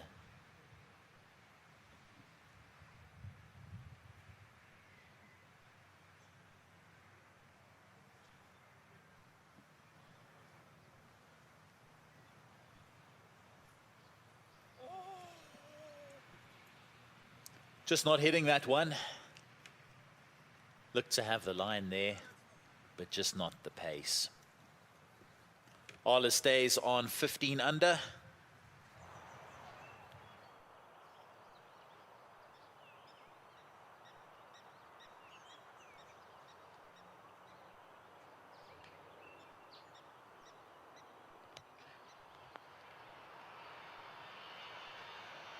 Our leader, Daniel van Tonder, with his second into the 12th there.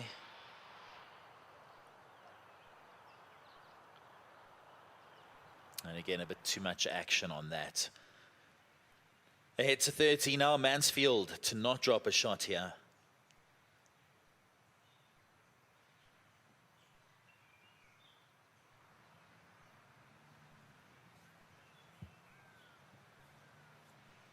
Not to be, so Mansfield will drop a shot on 13. OG, the first groups of the day are finishing up now, so we will let you go and go have a word with the guys as they wrap up their rounds. We've got a few guys coming in to join me in commentary, but best of luck out there, and we will chat to you throughout the course of our broadcast today. Thank you, Richie. It is a bit warm in here, but let me go get an extra layer and yeah, hit the course as the guys come off the course, and hopefully we'll chat to the winners as they come through pretty soon. Go grab yourself a coffee on the way out. OG Molefe will be catching up with a whole bunch of the players as they finish up their final rounds here at Huddle Park Golf and Recreation. Been a slightly subdued effort today from Malcolm Mitchell, just 2 under on his round through 11 holes so far. Hasn't done all that much wrong. Taking the scoring opportunities where he can on 6 and 9. Those have been the 2 birdies. The rest, all pars for him. Another opportunity for Mitchell.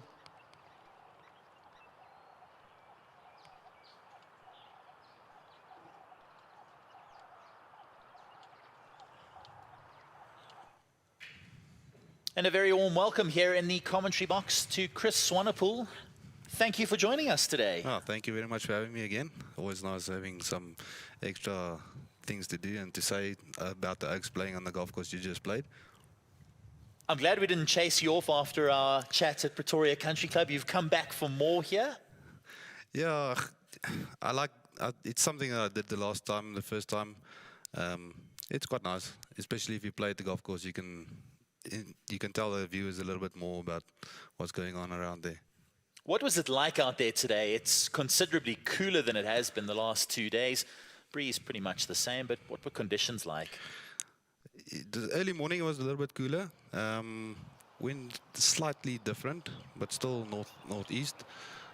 Greens are a bit softer today, and they're not rolling. Fairways are not rolling that much. I don't know if it rained here a little bit or what happened, but they're definitely a little bit softer. But fairly good conditions to score in, especially Dani van Tonder. As you see, he's 19 under par already and putting for another birdie.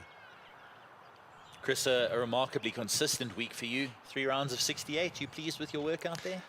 Yeah, I'm pleased. I had some shortish putts that I missed.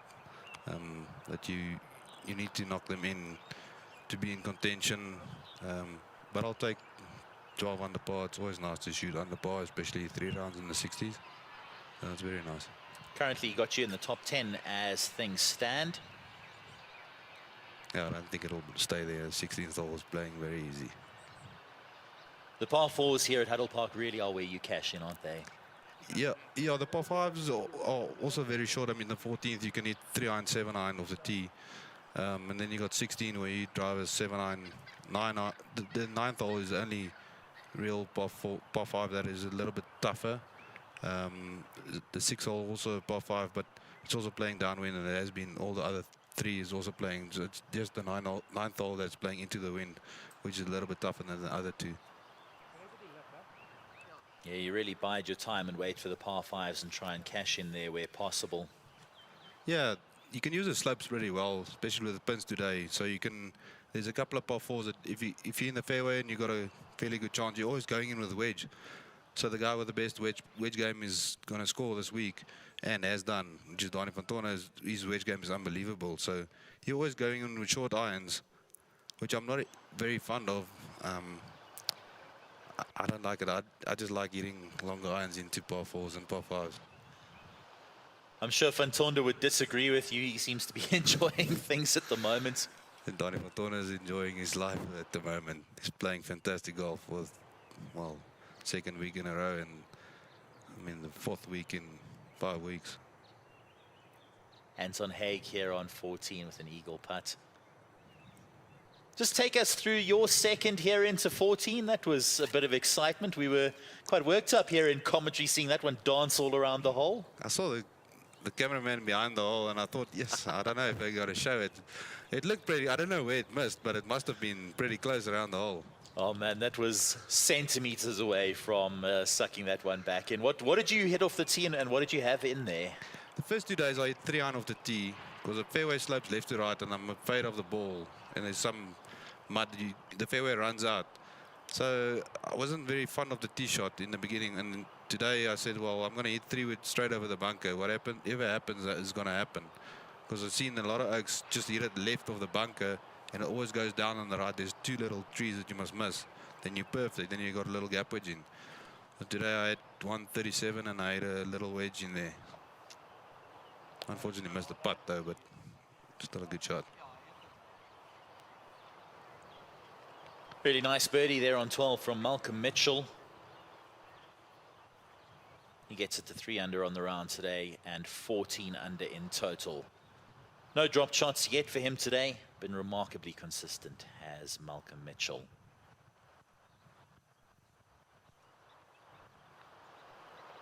Van Tonder tidying up for par. Remains on 19 under, a 4-shot advantage over Jaco Ahles.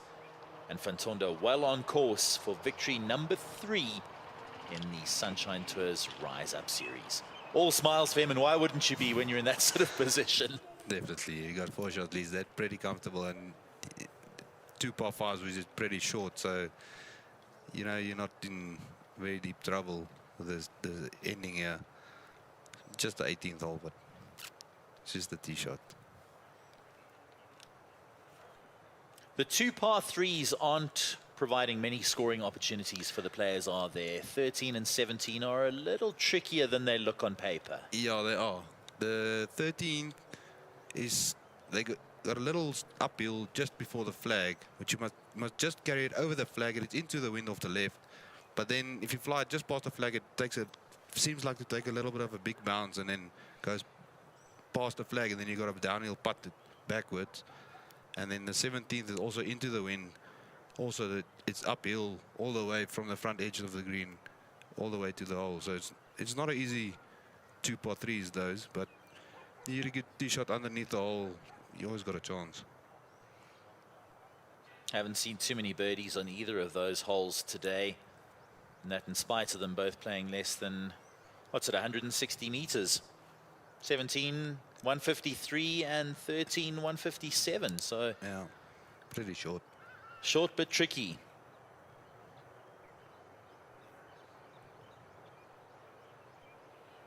Ulrich Vandenberg with an eagle attempt from the back right edge of 16 there.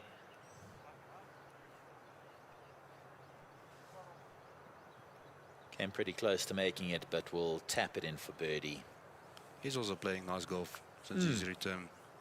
He had some hip problems apparently. Playing nice golf, always been a consistent performer.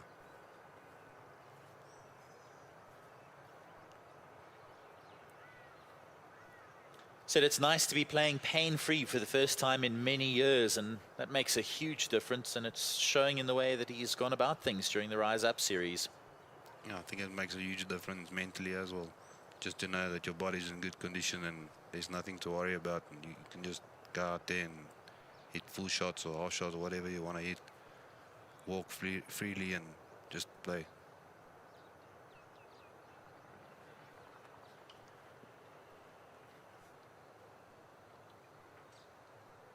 Musiwalo Natunsby, 3 under on his round today. Looking to add to that tally. Potential for eagle here. Chris, what's this one doing? Slightly downhill. It goes a little bit left, and at the end, probably going to straighten out. Just drifts by there. Got it.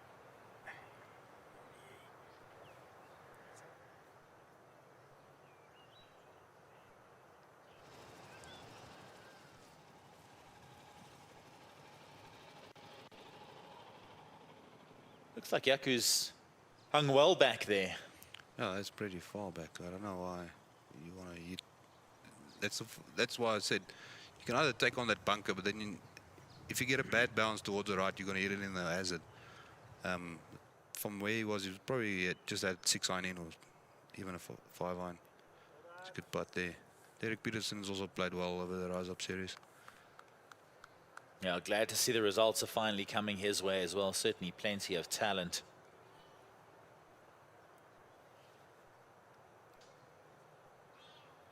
Natunsby now trying to clean up for his birdie here on 16.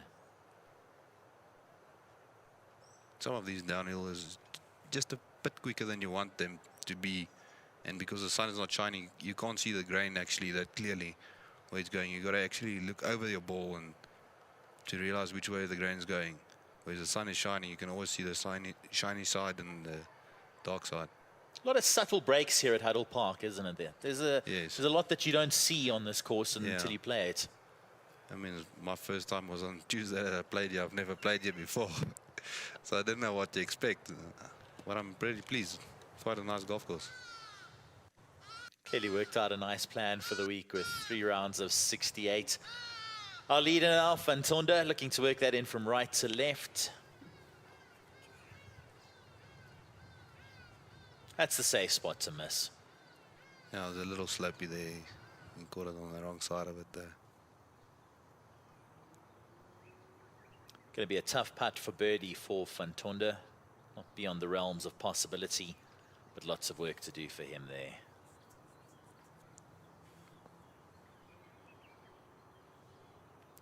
This 15th hole is a little tricky one. Off the tee, you got some trees hugging on the right, but there's a big tree that you can see on the left-hand side that you want to cut it off. But if you hit it too straight, you pretty much in the wrong place on the left-hand side. And if you overcut it, where Louis is, that you got to punch it out. Not a difficult punch, but the whole green also slopes left to right. So, I've seen a lot of oaks hit shorter irons off the tee, and then have a longer iron in. Yeah, I wanted to ask you what your approach is for this hole. I was out following the guys during the practice round on Tuesday, and a lot of them were taking those 2 options. Bomb it off the tee, see where it winds up, and then maybe look at hitting an iron or something off the tee to a spot where they've got a comfortable yardage in. What do you do here? Well, majority of the time, if I got the two options, I'll just bomb driver. And the hole suits my eye, it goes left to right. So I just aim it up the big tree and just hit a cut of it. And the wind is left of your left shoulder, so it also helps a little bit. It's a longish tee shot, this one from Lee. But if you do overcook it, you will wind up where Louis Diache is at the moment. Yes.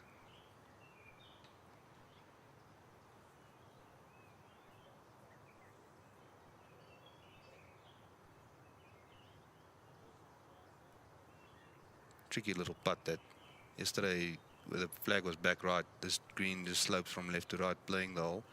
So it's a lot quicker than you actually think it is. Nice to see Anton Haig playing good again. He shot 63 yesterday. Nice to see him back in some form. It's a long tee shot, this one. Impressive tee shot here on 15 for Anton. Certainly does have the length. We'll see if he's got the touch as well around the greens.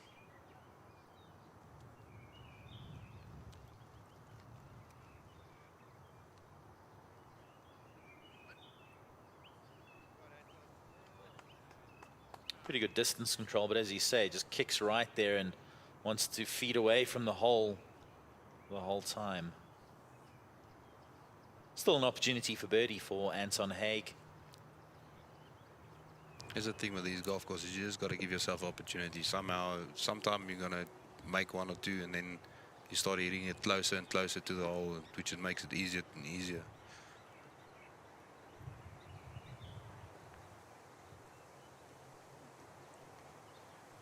This guy playing with a lot of confidence, almost made that for birdie.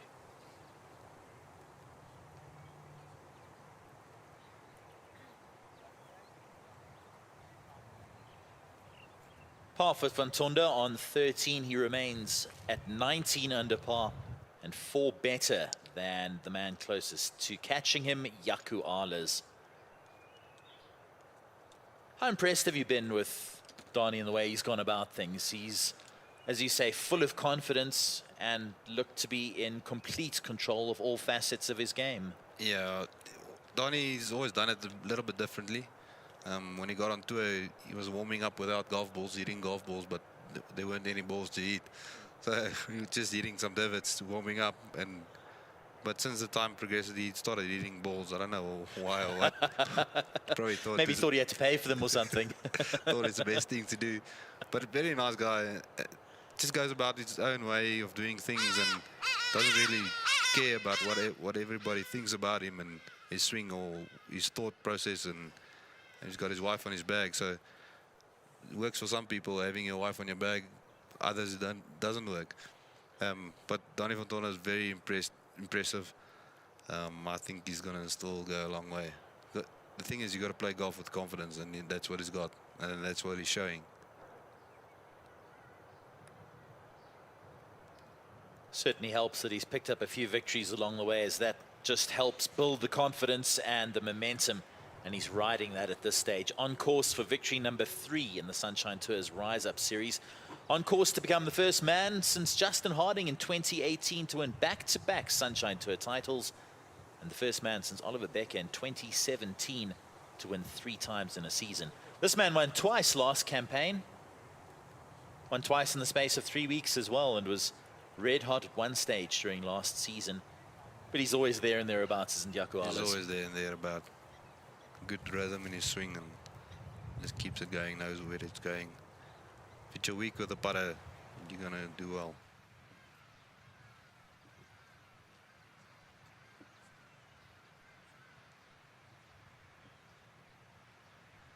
Speaking of putting, if the flat stick starts working for this man as well, it will also go a long way to helping improve his performances.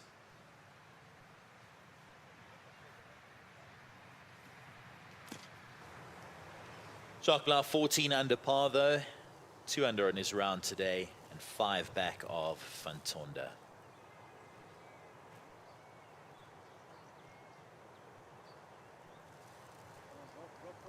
Oh, well done from Adilson.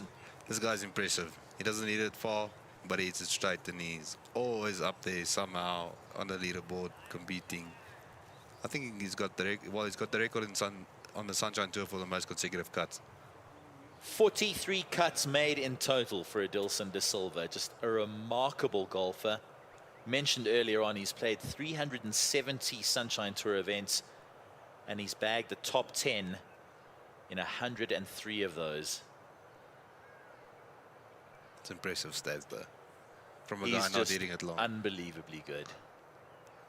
Just goes to show you, if you go about things your own way, you understand your limitations, you play to your strengths, you can achieve a lot. And Adilson de Silva's won 13 times on the Sunshine Tour and had a very, very successful career. Still deadly even at 48 now, so he's one to watch out for week in, week out. Definitely. Probably can't wait till he's 50. Yeah, you'd think he'd do well on the Seniors Tour.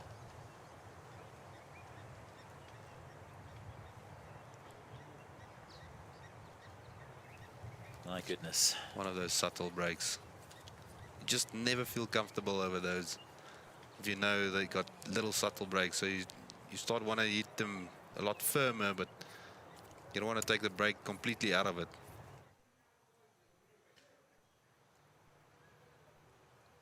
Frustrating for Jaco Arles to not cash in there on the 14th. Still got the 16th to come. Not too many other scoring opportunities on the back nine here at Huddle Park. Ulrich van den Berg here on a 17. Just sliding that one by. He'll tap in for par. And van den Berg will remain at 11 under. Rounds of 69 and 66 and 2 under today.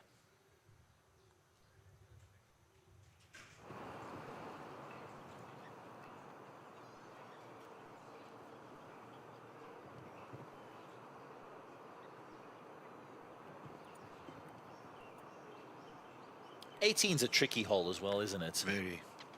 Oh, I didn't intend me just do the flag here. I hit a softish gap wedge and I spun it all the way back to front edge. I couldn't believe it. I left the putt 6 feet short. Luckily made it for par. The greens here at Huddle Park slope from back to front, so you don't really know what's coming your way, but it's so hard to control it when you're coming in from that distance. Yeah. You don't want to hit soft shots all the day long. Sometimes nice too. I didn't think it would spin that much though.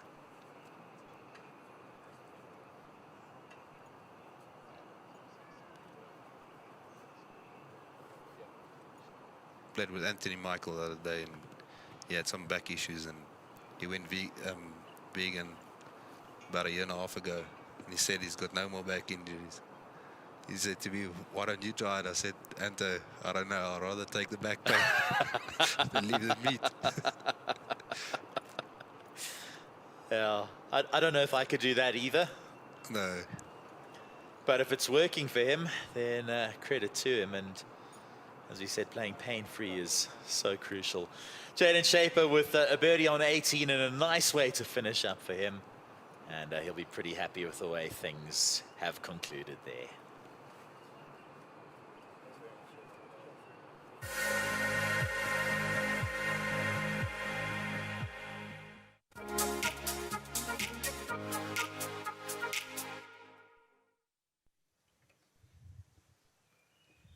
It's the final round of the Vodacom Championship Reloaded. Plenty more golf in store for us today here at Huddle Park Golf and Recreation. Chris Wannepoel joining me in commentary today, talking about all things golf and vegan.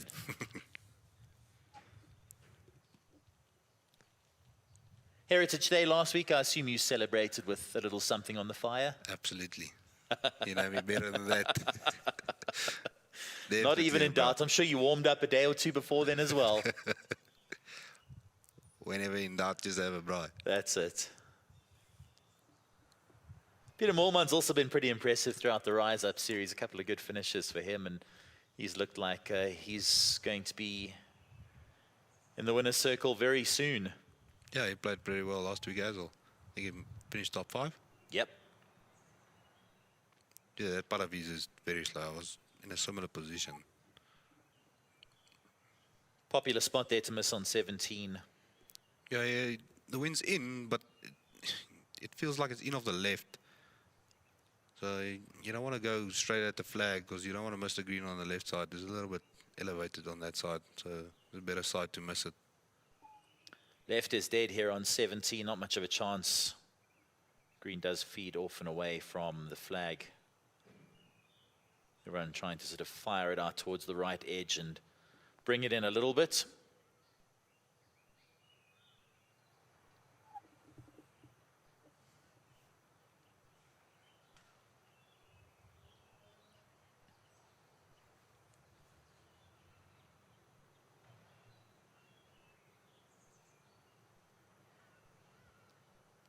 Just we got some lefties out here and on the Sunshine Tour playing golf here.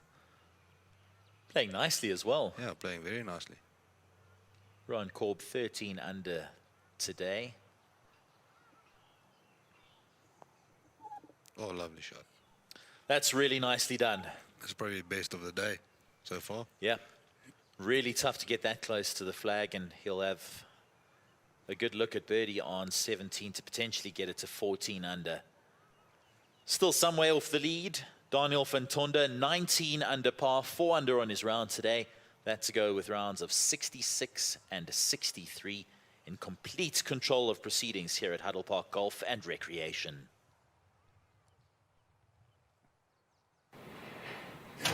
You! You champion, you!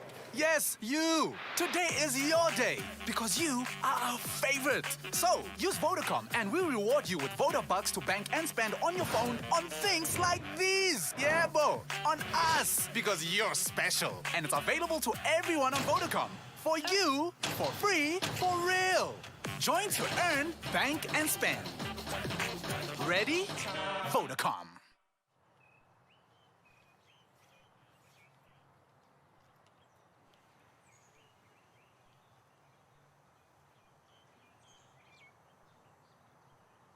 You miss the fairways here at Huddle Park, and really is a bit of a lottery. You can get a patchy lie, you can be right. He looks to be okay, but dry. It seems to be all right. The thing is, you never know if it's soft under the ball or if it's rock hard. And you play for a rock hard shot and it's soft under the ball, it comes out duffy.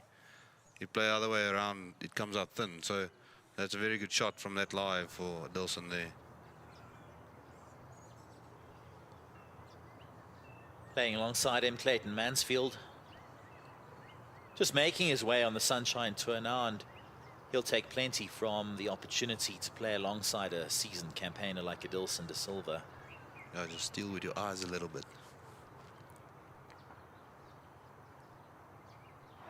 The games maybe don't match up, but there's certainly plenty to be learned from a man like Adilson de Silva. Another youngster also making his way on tour is Malcolm Mitchell. So impressive last season on the Big Easy IGT Challenge Tour. Played 16 of the 19 events, 12 top 10s, and a couple of victories as well. And he's one to watch out for.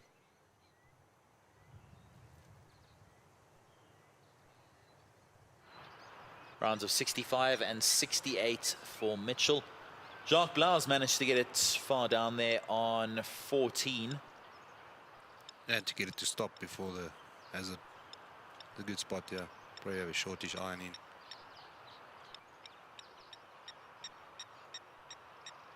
Blau really needs something to happen here if he's to apply any sort of pressure to his playing partner, Van Tonder. But that's not the miss. No, the short iron in hand, he should be doing a bit better than that. Yeah, especially with the backstop, but you have just a little bit long of the flag. Then it will always come back off there. Now, I know in round one, Van Tonder hit 5-wood gap wedge. Wonder what he hit off the tee here, but again, looks to be something short in hand, and that'll leave him an uphill putt for an eagle on 14. You'd have to think if he manages to roll that one in and get to 21 under par, he's going to take some catching. Yeah, I already think nobody's going to catch him. It's going to take something spectacular in terms of an implosion from him and something pretty special from Adilson, Yaku or Malcolm or Jacques to try and reel him in over the closing stretch. It looks like Fantonde is marching towards victory number 3 in the Sunshine Tour's Rise Up series. It would be Sunshine Tour title number 6 for him. Very much on course for it as things stand.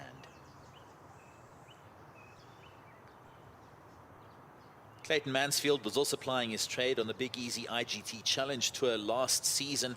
Bagged 5 top 10s there, but still had to go through Q School at Houghton in early February. He finished tied 13th and managed to pick up his card there.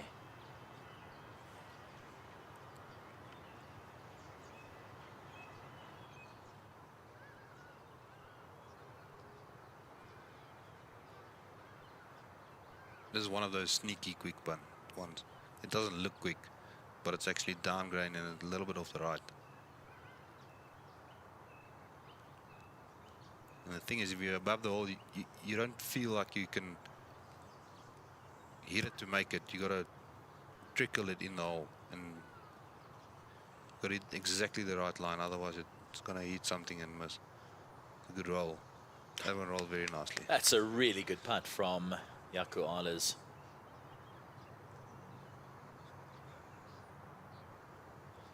It's one of those fishing stories. Looks like he's telling his caddy Paulie it was this big. I don't think he's a real fisherman. So.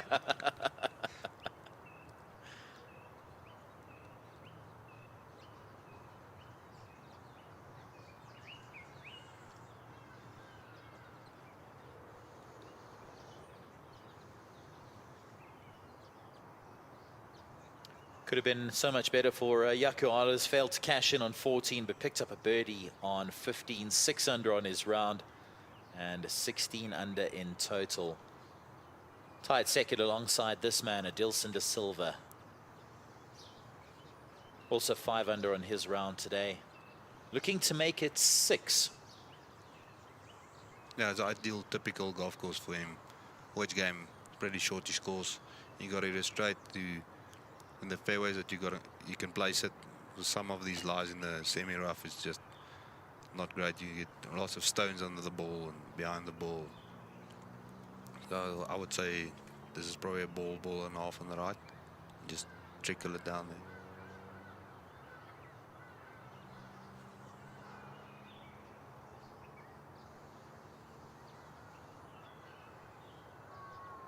Just caught the edge of the hole, and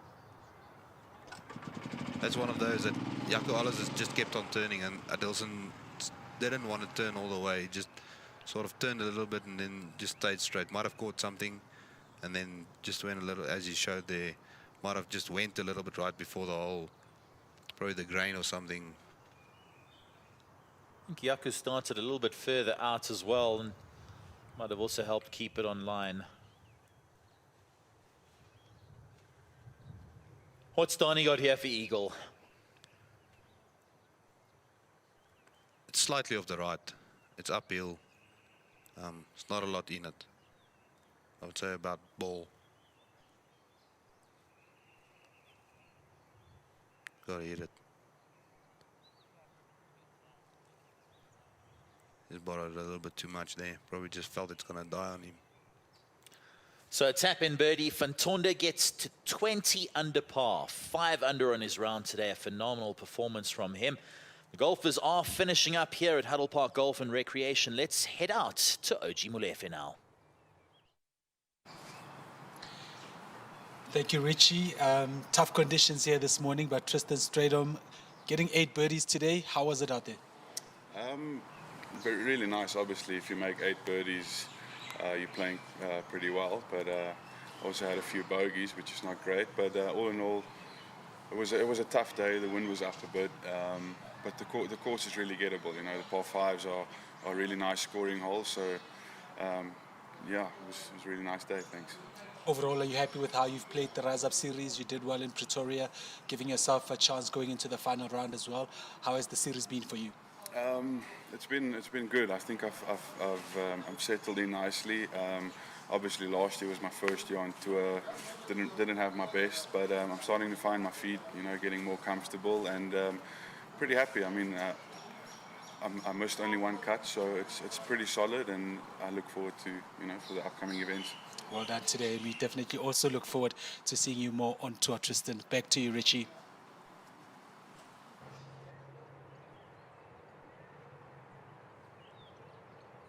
Nice to hear from Tristan Strydom there. Had a bit of a seesaw start to his career. Got to the tour last year.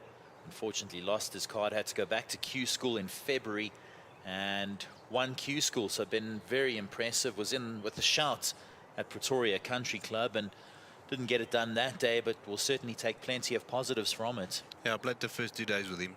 He had an injury last year playing basketball. Did his ligaments in his ankle, so luckily he stopped playing basketball now. It's not very good for golf, twisting your ankles. You gotta use them in golf. So he stopped playing basketball. Very nice guy, young kid, still got a great future ahead of him. It's a country mile.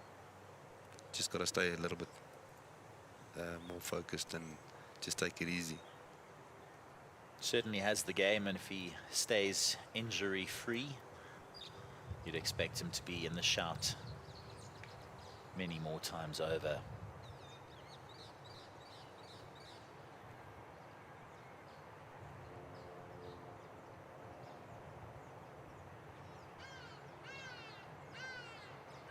Malcolm Mitchell's got plenty of game as well.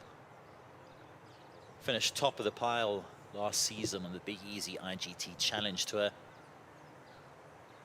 and has stepped up nicely here on the main tour. Playing in the final group today alongside Jacques Blau and Daniel van Tonder, and he'll take plenty of positives from this showing. Rounds of 65, 68, and currently going along nicely today. Not a dropped shot on the card.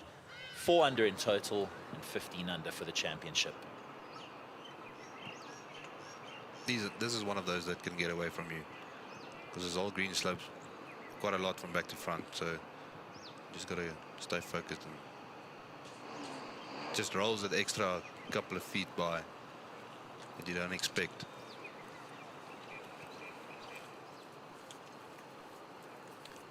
Another solid effort from Ulrich van den Berg. Good showing this week. Nice to see him in the mix again today.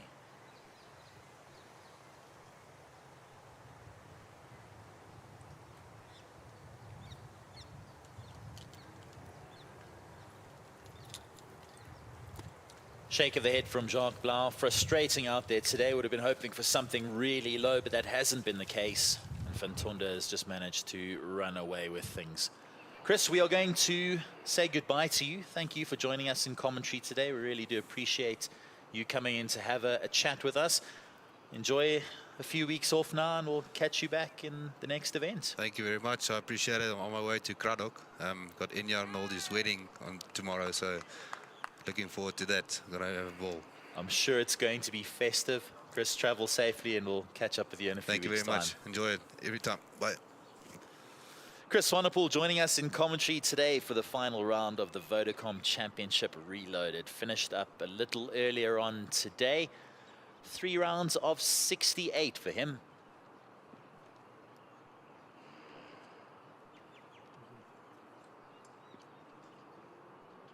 Good scoring, the order of the day here at Huddle Park Golf and Recreation. Musiwala and Tunsby looking to wrap up with a par here on 18. Rounds of 65, 70, and a 68 from him today. 13 under in total for Musi, and that should be good enough for a top 10.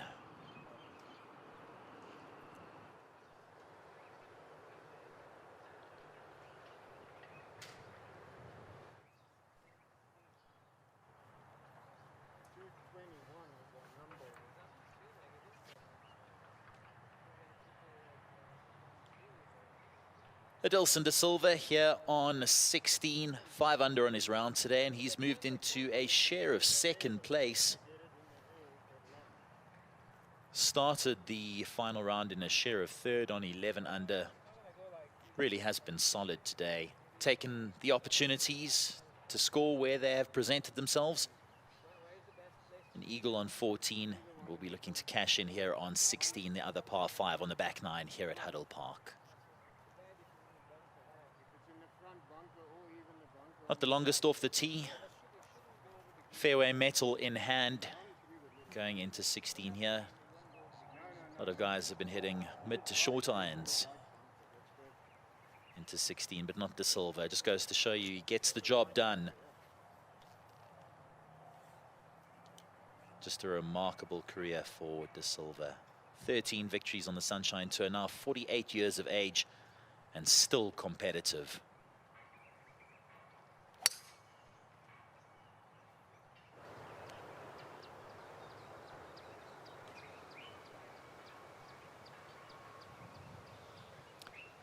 Just runs that into the back right bunker on the 16th hole.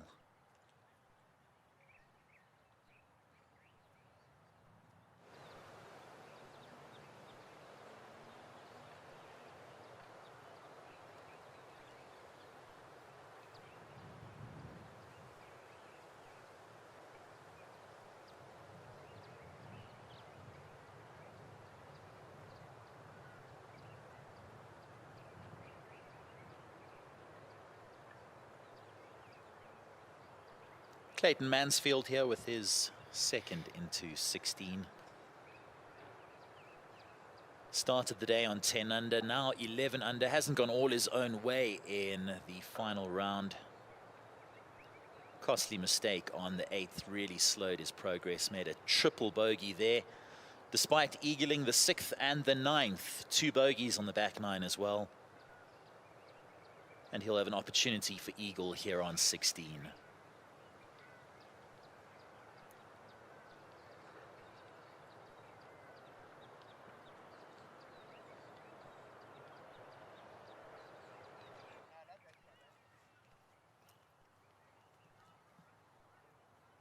Jaco Alers has hit a monster here down 16 and an iron in for his second.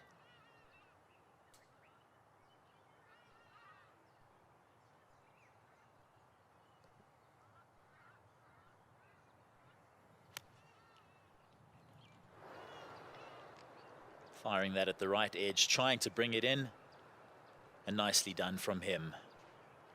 So 2 eagle putts on the way at 16 for Alers and Mansfield. And then in the back right-hand bunker is Adilson De Silva. It's the final round of the Vodacom Championship Reloaded.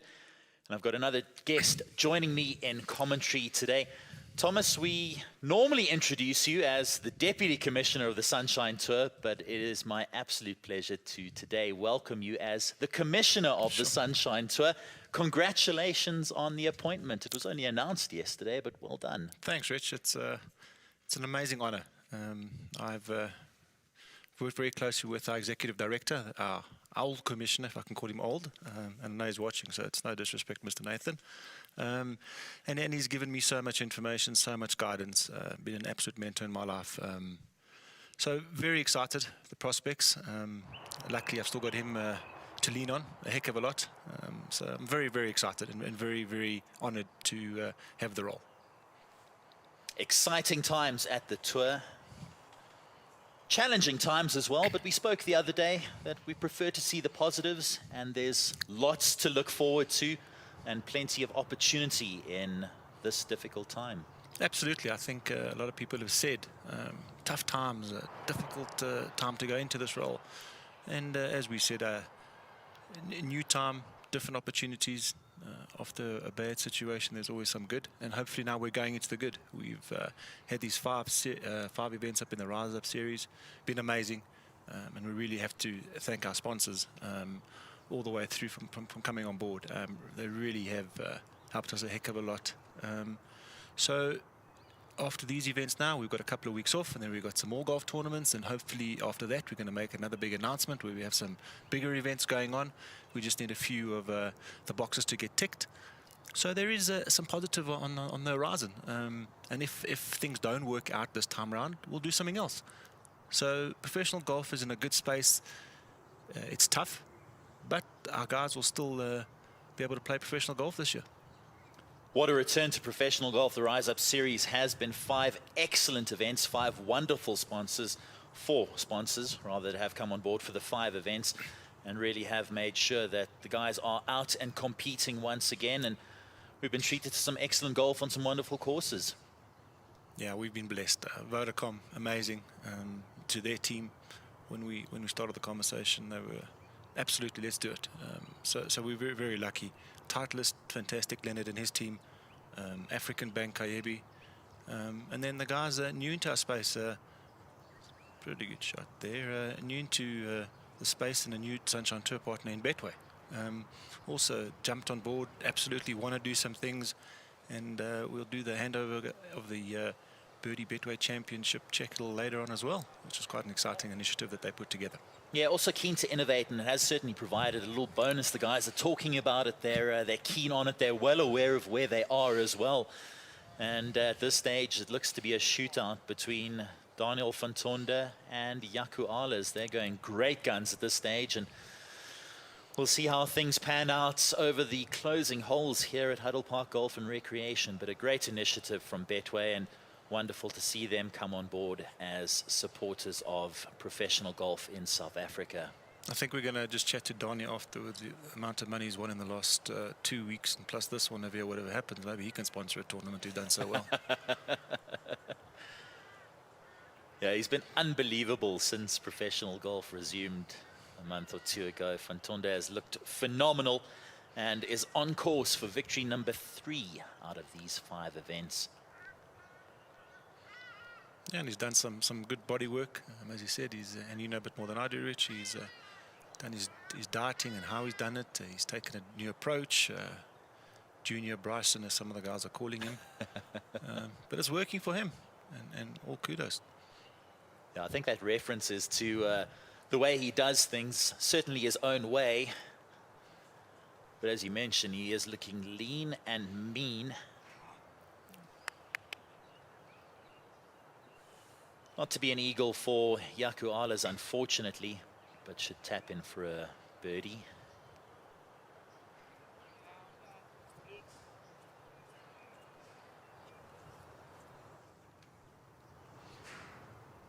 Malcolm Mitchell back on 15 now. One of the new crop.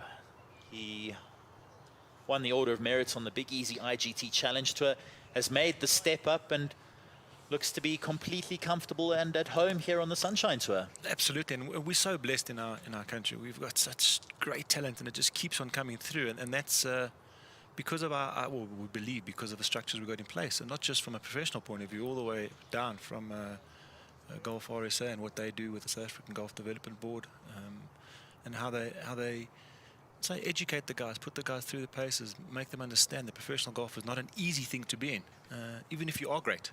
And you would know as well, Richard, a lot of the guys they've been really good golfers, but they haven't been able to make it. And that's why all the hard work that Golf RSA and the rest of the affiliates do to make it a process where the guys can understand that it's not a walk in the park, even if you can hit it far and straight all the time. Yeah, certainly plenty of talent on display for the Sunshine Tour. Let's head down to Oji Molefe now. Musi Walo with me. Musi, a great week for you here. You must be happy. Closing 68? Yeah, I'm so happy. The game plan worked the whole week, under par from first day to last day. And today it was very tough out there. I made 3 bogeys and 7 birdies. So which is really good. I'm on the right track, and I'll just keep on working hard on my game. What Sunshine Tour did this week, the course it's looking amazing, especially on the greens. The fairways are pretty scruffy, but they went all out, and Hadley Park as well. They went all out to make sure that the condition of the course are looking good. And I managed to skip the rain. It looks like it's gonna rain, but I'm so excited. Yeah, the conditions looking tough. What have you worked on, since the start of the Rise Up series? Because you've improved in leaps and bounds over the last couple of weeks. Yeah, my short game was a bit rough before the start of the service. That's what I've been putting a lot of work on it, and even my strength. I've been putting in my work on my strength as well, and I combine everything, and everything just keep working, and it's coming together. I'm on the right track. All right, we look forward to seeing you and what you've got for the rest of the season. Musiwalo Netunzwi scoring a 68 today to close out here at the Vodacom Championship Reloaded. Score big with a 130 gig SIM only data plan for just 399 Rand per month. Going store or visit online. Red hot deals. Vodacom. Rounds of 65, 70 and 68 from Musiwalo Netunzwi. Ahead to 15 and Fantonda for birdie. Tricky one down the hill, but not to be. Should be a par for Fantonda as he remains at 20 under. Thomas, while your appointment was expected, the other one I wanted to chat to you about was Ludwig Manyama as the development manager of the Sunshine Tour. That was much needed, wasn't it? Absolutely. From probably 4 years ago, our commissioner then, Salwa Nathan, said, no, we need to try and put some transformation plans in place. And we were very lucky to have started or created the Gary Player class. Put a lot of time and effort into the class to assist our transformation guys, just to get them on the leaderboard, help them along. It's a very difficult situation for a lot of our professional golfers. And then we moved into a new era after March, the COVID situation, as everybody's well aware of that. And through this period, we identified we need to actually put a team member onto it that understands what these guys go through and what's required. So Luders has stepped up to the plate, super excited. He's out there looking for opportunities for our guys. The tour are assisting the guys with membership to practice facilities, helping them with their entries into the Sunshine Tour, the Big Easy, the IGT as well. And Luders has taken the role with both hands, wants to make a big difference, and very excited what Luders can do for our transformation squad. Certainly there's potential and talent there, as we've seen from the likes of Musiwalo Netunzwi.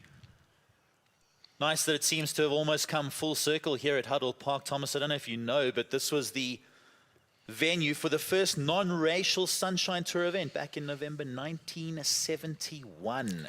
Sure, I'm sure our executive director played in that particular event as well. No disrespect either.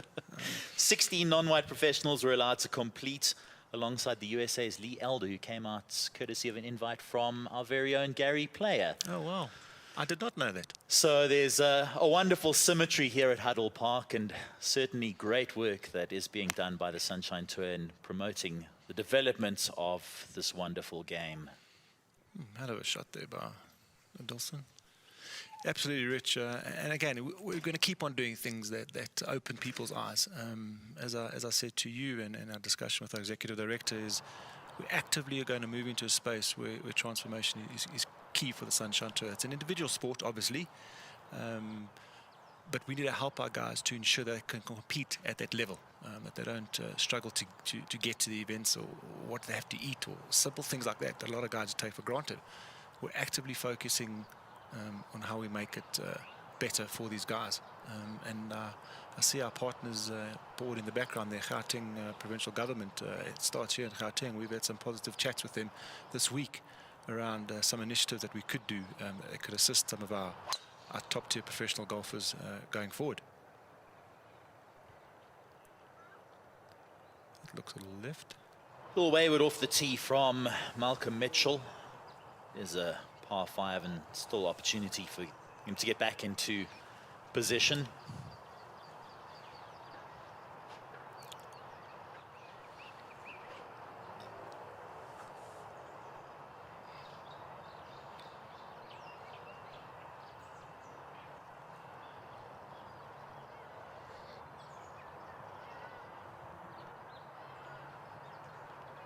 Donny Fantonda 5 under on his round today, 20 under par in total, and looking so very comfortable at the top of the leaderboard once again in this, the final round of the Vodacom Championship Reloaded. We're coming towards the end of proceedings,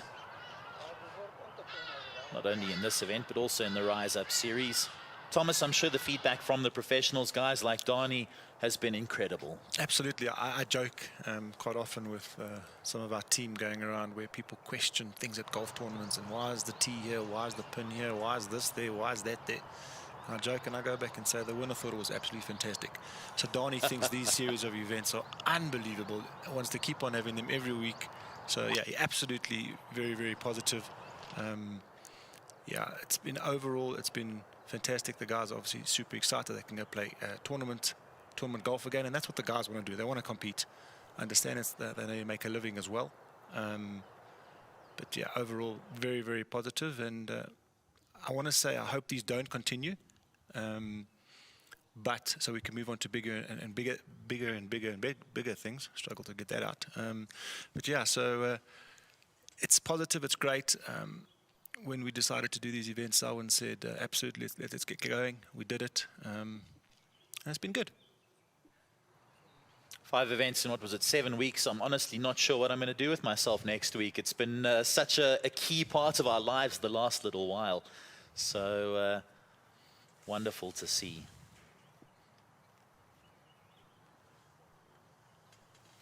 We joked about Selwyn competing in that South African PGA Championship back in '71. Yeah, he definitely did play in it. He said he hit the first shot, first off, and he played with Solly Saping back in the day. It doesn't sound like the shot went very well because he was, he jokingly says, play bad, draw bad. So, yeah, but he was there. He's been around the block, Mr. Nathan, all in a positive way, of course. 2 PGA Championships held in 1971 here at Huddle Park in February and November. Jaco Ellis for birdie here on 17. Could make it a little interesting, yeah, just a bit short.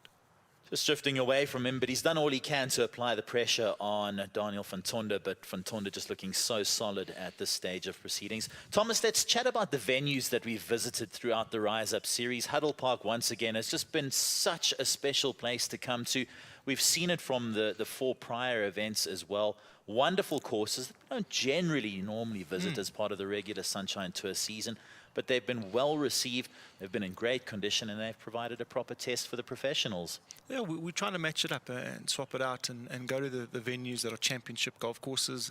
The guys have played and experienced it, and we also said we're going to focus on other courses we don't necessarily go to. Out of COVID, these golf courses also need to be promoted. They need to be shown to the rest of the country saying, hey, we are available, we are around, come and play here as well. So that was the aim. We chose, obviously, Glendower Pretoria Country Club, which is, I want to say, a usual, the norm on the tour. And then we chose the other golf courses, which are not the norm. But again, it's our part going back to golf in South Africa by saying, hey, these other golf courses are out here. Come and have a look and see what it's like. And again, this week, Huddle Park have come out of their shoes. As Muzi said in his interview, the course obviously dry. We're coming out of winter, and we're hoping for that rain that comes this afternoon. But the greens are fantastic. They're a little quick, as was ERPM. But these guys are professionals. So that was the rationale of why we chose some of the golf courses. And it was questioned up front. We're going, hang on, why are we going to these different golf courses? And that was our reason. And we are going to look at doing things slightly different, like hosting golf tournaments, maybe not at our championship golf courses all the time, to be different, change it up, but give these golf courses a platform as well. We've got so many fabulous courses in our country, so and we're very lucky to be able to visit them. And it's a different style of golf as well, Thomas. It's one thing to have our guys play on a putt from Adilson de Silva there for birdie. It's one thing to have them play on sort of estate courses where you've got to hit the driver off every tee. This is teaching them a different skill, a different way of plotting their way around a golf course, different conditions, and showing the skill set that our players do possess. Absolutely. I think watching Jaco over here knock this in for par, I didn't jinx him, but he actually did it last week. The course last week and this week, you've got to maneuver the ball around. You can't just get up and bash, bash, bash. So that's what being a professional golfer is about. Let's hope this goes in. Okay, well done, good. Done. Yeah, so it's exactly that. There's a big debate, Rich, and as you know, around how far everybody's hitting it and what Bryson's doing this and doing that. And funny enough, we had a players committee chat a couple of weeks ago, just after the US Open, and everyone was talking about distance again, and everyone was saying, "Oh, Bryson hit it so far, etc., etc." And actually, Bryson wasn't the longest hitter. I think he was only 7th at the US Open anyway. So it's not all about how far you hit it. You've got to hit it straight. And well, Donnie's right up there with length as well on the Sunshine Tour. Yeah, and regardless of how the guys hit it in terms of distance, as Thomas said, accuracy is key. And also how the guys putt. And if there's one thing we've learned over the Rise Up series, give these guys good greens to putt on, and they are happy as Larry. It's one of the things that they rely on. If they can putt, they're happy. So that's the one thing they have managed to do well. The 5 courses that we have played so far during the Rise Up series have provided exceptional greens.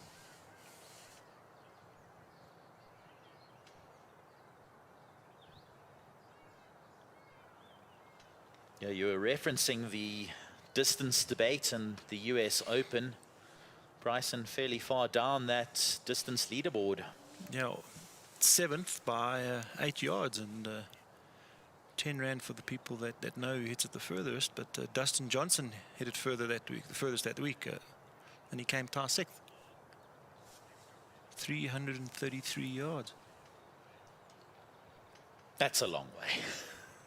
I'm trying to figure out how many shots it takes me to hit 333 yards.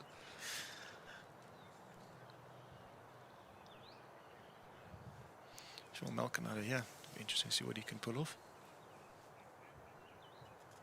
You know, I know these guys are hitting it a long way, but at the end of the day, it is making for exciting golf. They're still not completely running away with things. There's still tricky par 3s, in particular on the back 9 here at Huddle Park. Yes, they might be making a few eagles on the par 5s, but credit to them. And us as golf fans, we want to see that as well. You want a nice mix of golf. Yeah, absolutely. It's again another debate, and I don't want to go into too much detail about it, saying how difficult do you make golf courses? Do people want to see guys going level for a tournament, or do you want to see guys going 20 under par?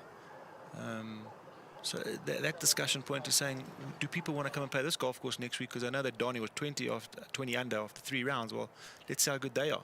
And it's fun as well, watching it at 20 under par. And the other discussion is saying, well, let's make it more difficult. Make the rough, long, green super fast, make them firm, and let this winning score only be 1 under. Is that a debate? Is that a situation we want?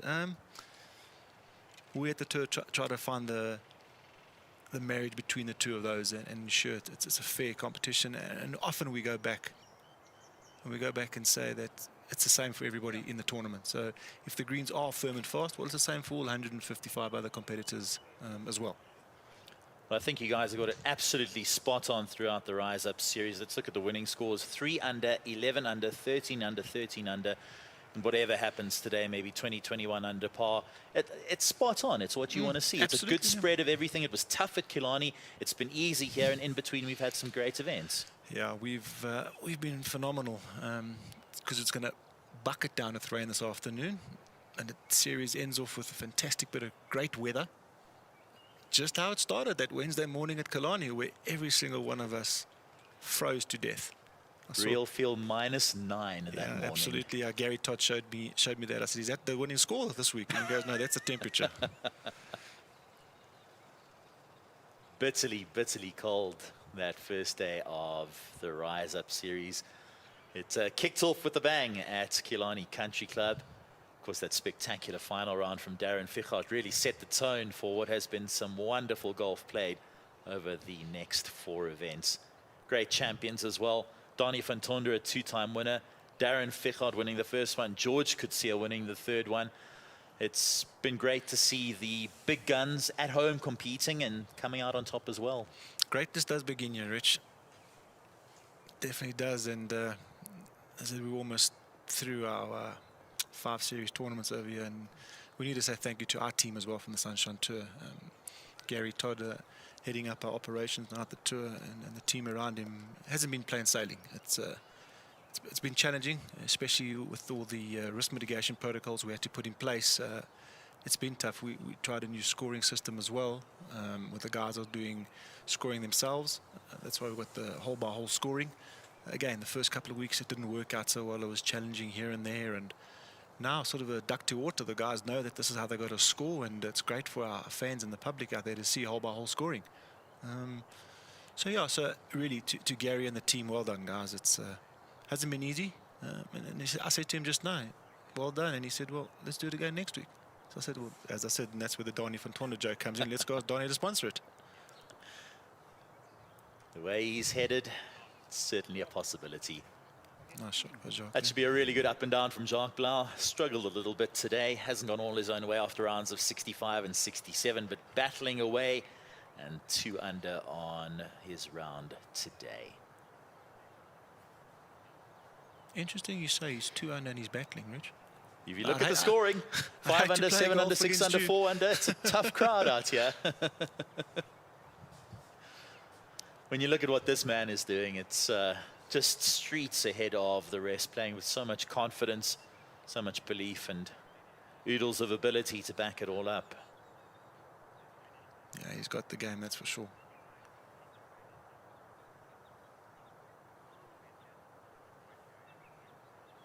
Yeah, moves him up a little further than that birdie Betway Challenge leaderboard as well. That birdie as well, taking him to 21 under. Wow.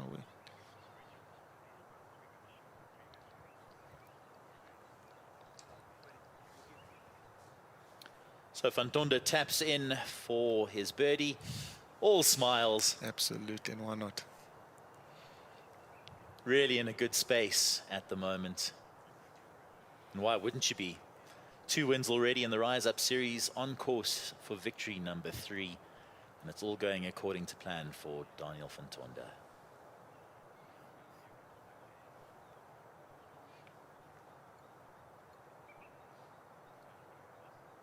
Malcolm Mitchell began with a bang, a 65 in round 1, 68 yesterday when it was slightly tricky. He was out early on, had to wait for an hour for the weather to pass. But still, 4 under yesterday was a good performance given the conditions. And on course to better that today. A birdie to get it to 5 under on his round and potentially 16 under in total at this stage. Solo 4th for Malcolm Mitchell. Yeah, as you say, this will be his best week on the tour. Yeah. Comfortably. Not had too many weeks on tour at all. You took the words out of my mouth, absolutely. So hopefully this goes in for him as well.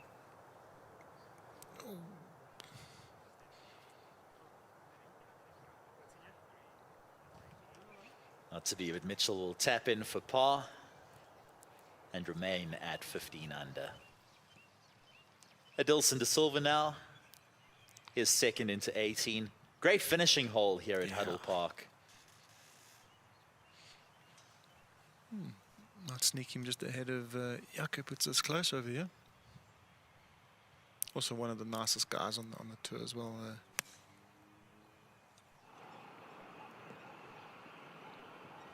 Oh, that'll be an interesting approach. Bounced it over the bunker in front. Cozied up pin high, and result's not that bad. All part of the plan. Absolutely, yeah. Not ideal here for Jaco Ahles, having missed left on 18. That out of bounds right, I guess, is front of mind when you stand on the tee there. All you're thinking is don't go right, don't go right. We joked a little bit with Jaco a couple of years ago, going, what do you think like when you get onto a tee box playing with amateurs?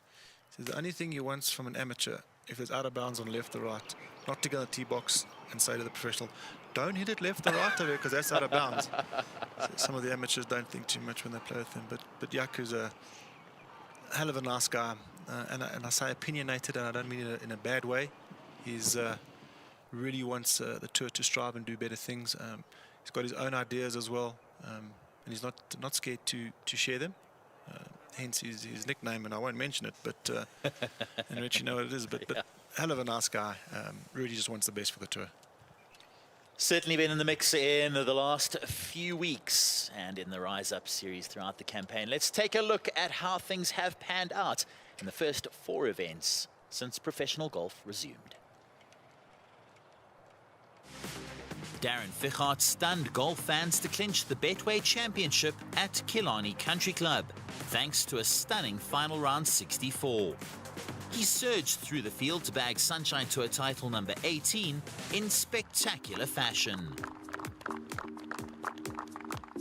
Having finished runner-up on the Order of Merit last season, Daniel van Tonder laid down an early marker this campaign with a dominant showing at Glendower Golf Club. Van Tonder powered clear of the chasing pack to bag a 3-stroke win at the African Bank Sunshine Tour Championship. There would be no stopping George Coetzee at his home course. He led wire to wire at Pretoria Country Club, dominating the Titleist Championship en route to a 4-stroke triumph for Sunshine Tour title number 11. The informed golfer through the Rise Up series has been Van Tonder. He bagged win number 2 at ERPM Golf Club to go with 2 other top 10s. He overturned a 5-shot deficit heading into the final round to claim his 5th tour title.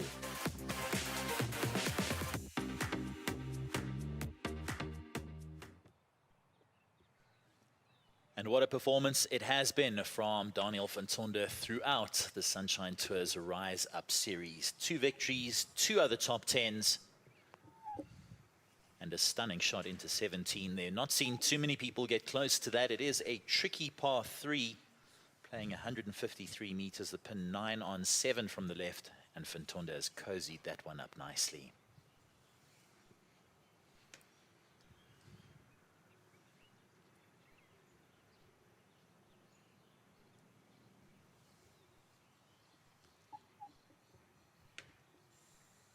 Van Tonder with a 4-shot cushion at this stage over Jaco Alers and Adilson de Silva, who are a hole ahead and wrapping up on 18. Alers 7 under for his round, de Silva 6 under. They've done all they can to try and put some pressure on Van Tonder, but he hasn't budged. Been rock solid all day, been rock solid for these 5 events. Yeah, that diesel engine that he's got in that system of his just keeps on going, warmed up very nicely. No, just going and going.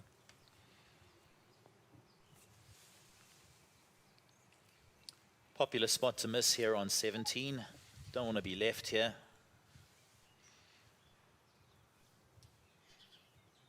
Van Tonder has spoken at length about his level of comfort since golf has resumed in South Africa.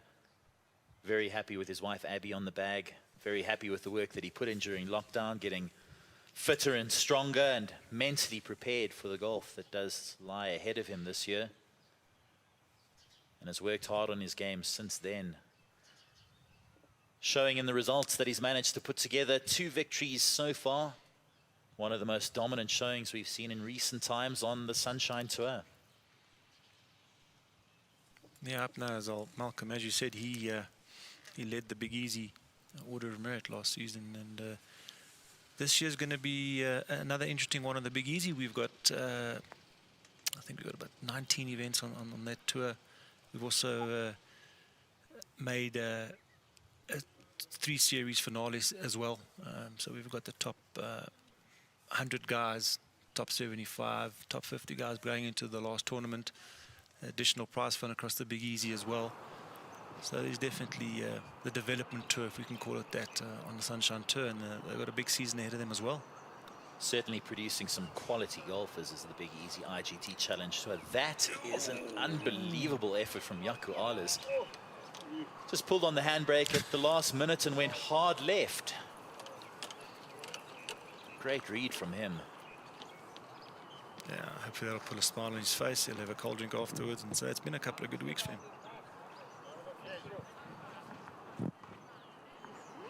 Might be 1 or 2 cold drinks if he does manage to top Van Tonder in the Betway Birdie Challenge.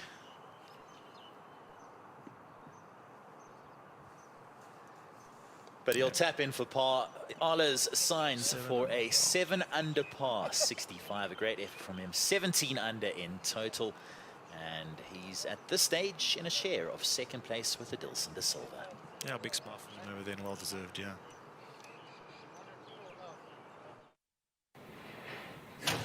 You! You champion, you! Yes, you! Today is your day because you are our favorite. So, use Vodacom and we'll reward you with Vodabucks to bank and spend on your phone on things like these. Yeah, bo! On us! Because you're special. And it's available to everyone on Vodacom. For you, for free, for real. Join to earn, bank and spend. Ready? Vodacom. Back to De Silva now on 18. He will have had a look at what Arles did. Just seemed to lose a bit of momentum in the fringe. Should be no problem for De Silva to tap in for par there on 18.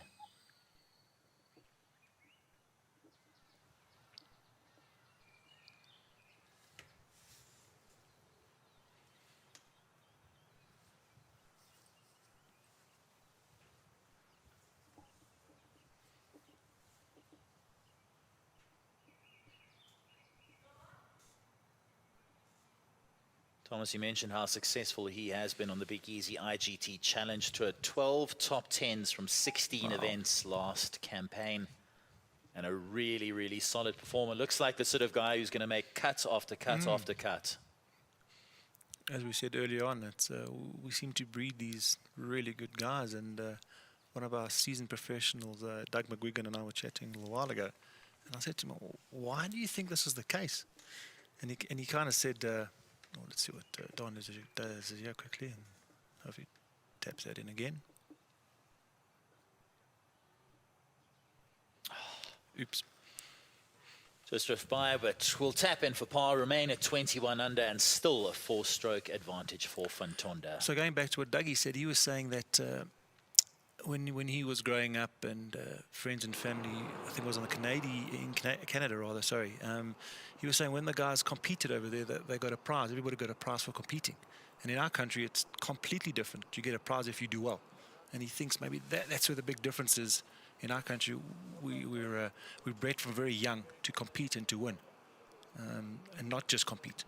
And he thinks that's a big part. But again, I go back and I say the structures we've got in place with Golf RSA and our development board,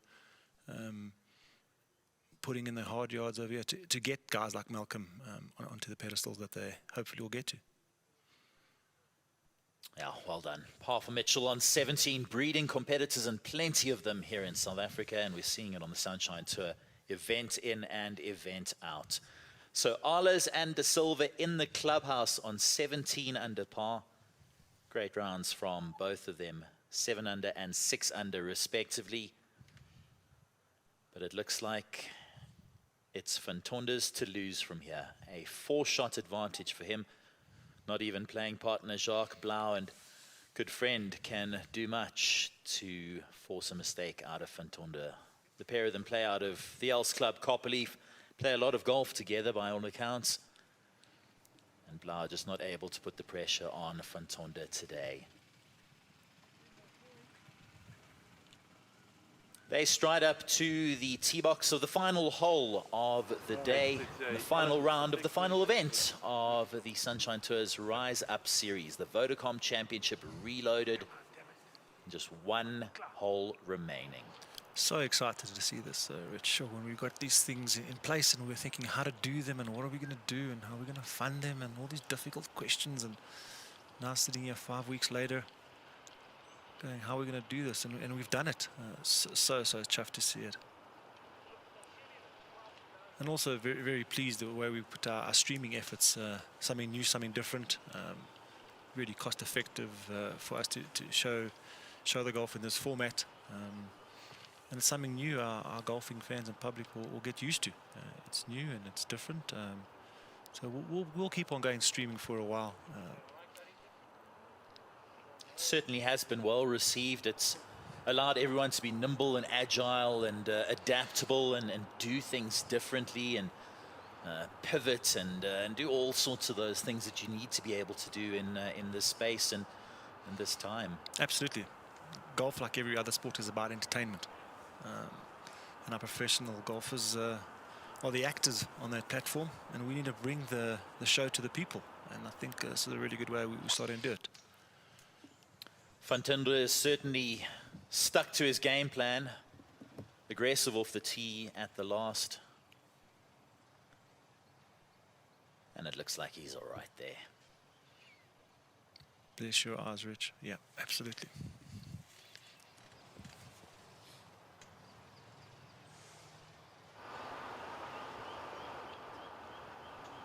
I really, really do hope that rain comes this afternoon, because this course will green up so quickly and it'll look so good in a couple of weeks' time. So let's hope it does come in. We need it everywhere as well, but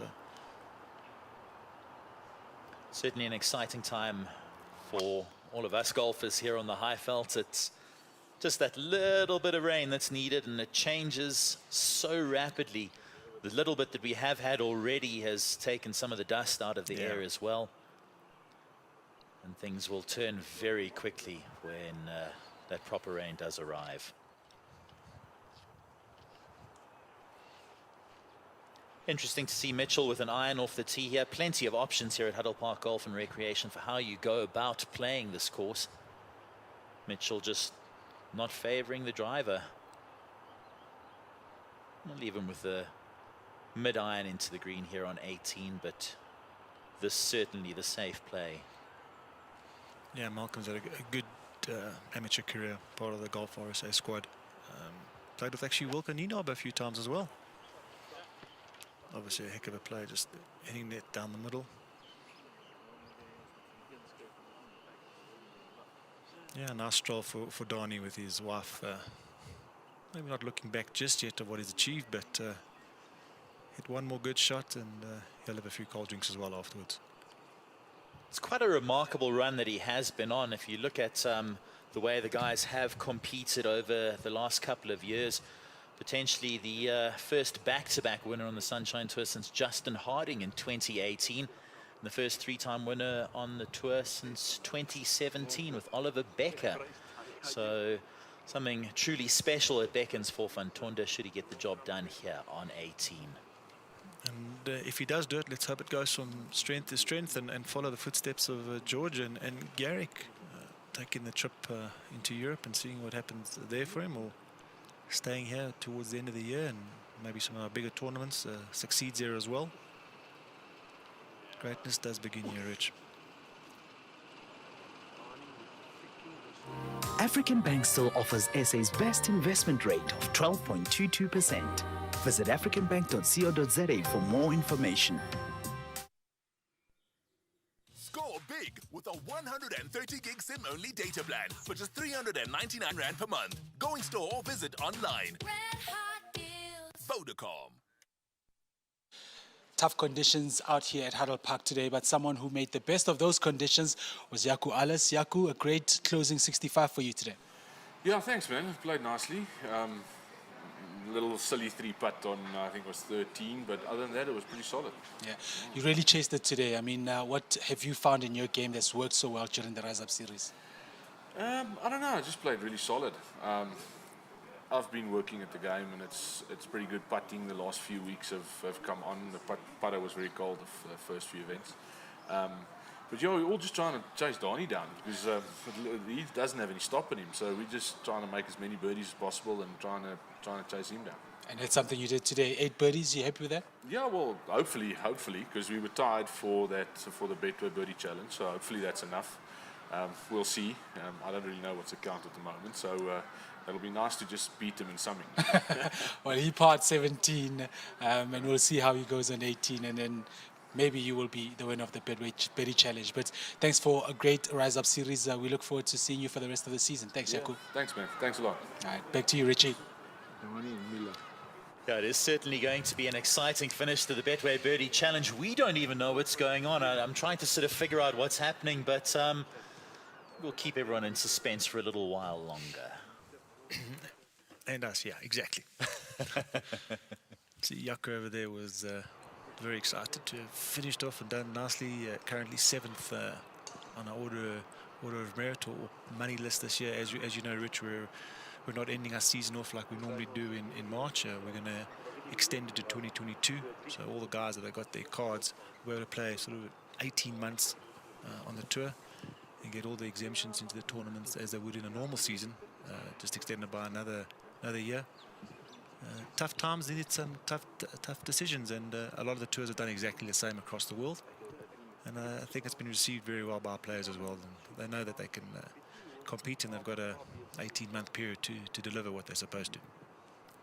I don't want to put you on the spot. Obviously, the relationship with the European Tour is one everybody's chatting about and what potentially looms there. Trying to make things happen with co-sanctioned events towards the end of the year. The discussions are ongoing, though, aren't they? Absolutely. Sure that they started 3, 4, 5 months ago, in the middle of COVID, of what we're going to do, how we're going to do these events, if we do it, what is it going to look like. So we're almost at that last hurdle. As I said, a few of the dominoes just need to fall over, knock each other down, and we'll get there. So we're hoping towards the end of the year we'll have some tournaments. We analysing the gazetted protocols from government as well, what level 1 means, what we're allowed to do, what we're not allowed to do. We've got a fantastic shot there by Malcolm. We've got all the things in place, we think.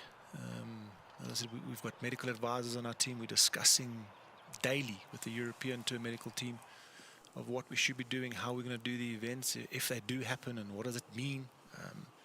So there's always two sides to that coin. It's one of, cool, great, we can do the tournaments. Shot Donny as well from there. We can do the tournaments, absolutely, but we need to fund them as well. So we've spoken to a lot of our loyal partners and sponsors across the Sunshine Tour as well.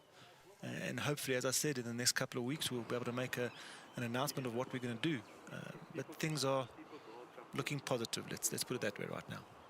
And I'm sure the Rise Up series is a wonderful advertisement for guys who are looking in and seeing what is possible in terms of supporting the events in the future, and also the way that you guys have managed them through the COVID times. So plenty of positives to be had out of this series, and a wonderful advertisement for what the Sunshine Tour does offer. Yeah, it was a huge eye-opener when everybody wanted to get back on the golf courses, and tip I had to Grant Hepburn, our leader of Golf RSA, who championed that process to get our golf courses to open for us to play. So we ticked that box, and then, as you can imagine, as that happened, our professional guys were going, "Oh, when can we play? When can we play?" And rightly so. We jumped on the bandwagon, did our risk mitigation with our medical advisors, did what we needed to do. A few tough learning curves for some of our professionals at the beginning of the series, where you had to screen yourself for 14 days prior to the start of the events. Some of the guys, unfortunately, didn't do that, and then wanted to leapfrog and try to change the rules and bend them slightly. And our team, our risk mitigation COVID officer, Dirk, said, "These are the rules, and if you have to follow them, and if you don't screen yourself, you've got to go for a test." And a lot of guys were unhappy. But now it's second nature again. It's new to everybody. It was new to everybody.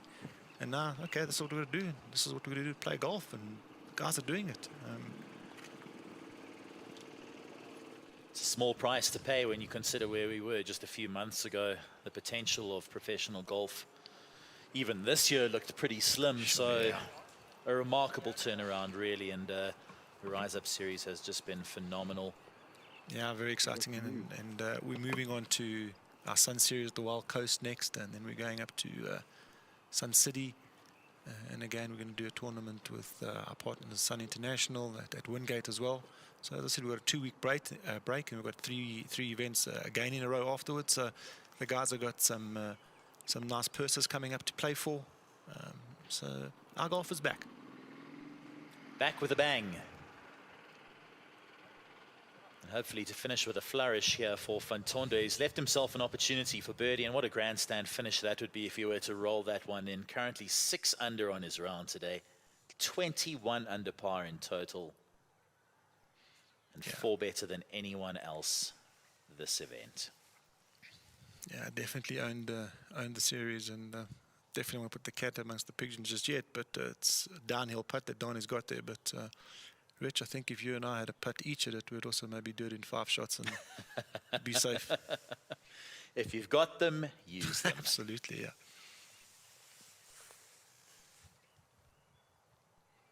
Be nice to see Jacques Blanc knock this one in for a birdie on the last as well. Yeah, currently tied fourth.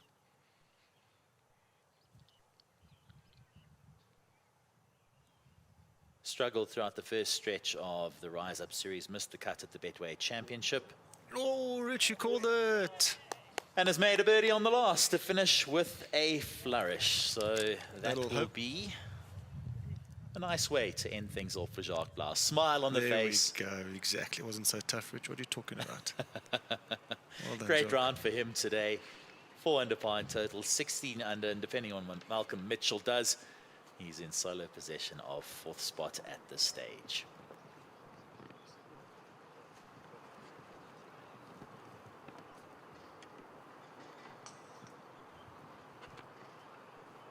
Our champion-elect here, Daniel van Tonder, for a birdie on the 18th.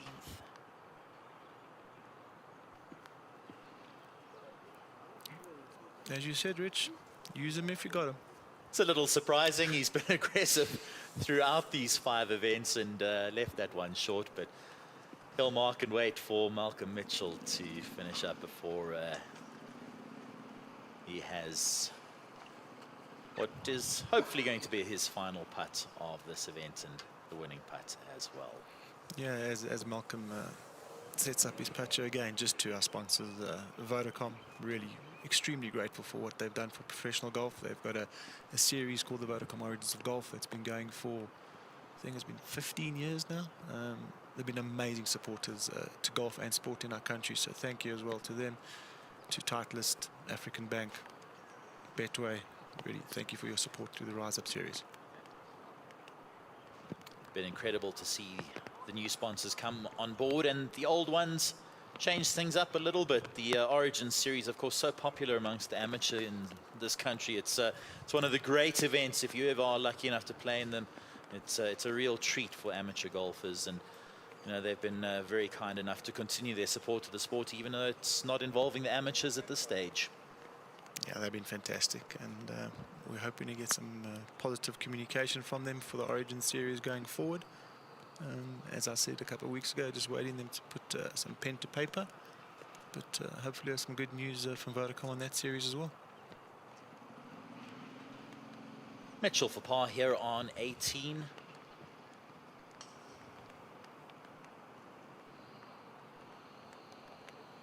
Well done. 4 under par, 68 for him to go with rounds of 65 and 68. Pat on the back from Malcolm Mitchell. 15 under par in total. A pretty good week for him. Fantastic, yeah.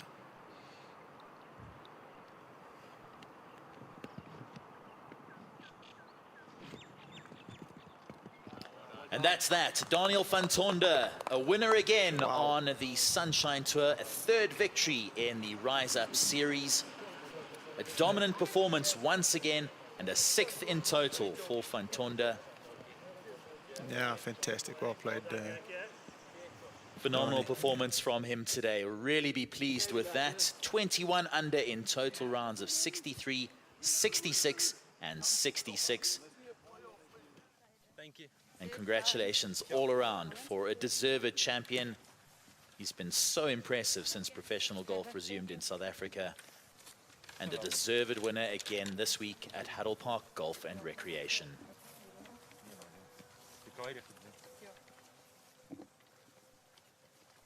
Scoring device in hand, he'll enter those numbers shortly, head into the recording area to make 100% sure of his card. And then we'll emerge shortly for the prize-giving presentation, something he's getting fairly used to. As we look at the leaderboard over there, yeah, as OG interviewed Muzi down there, tie 7th. A good week for Muzi.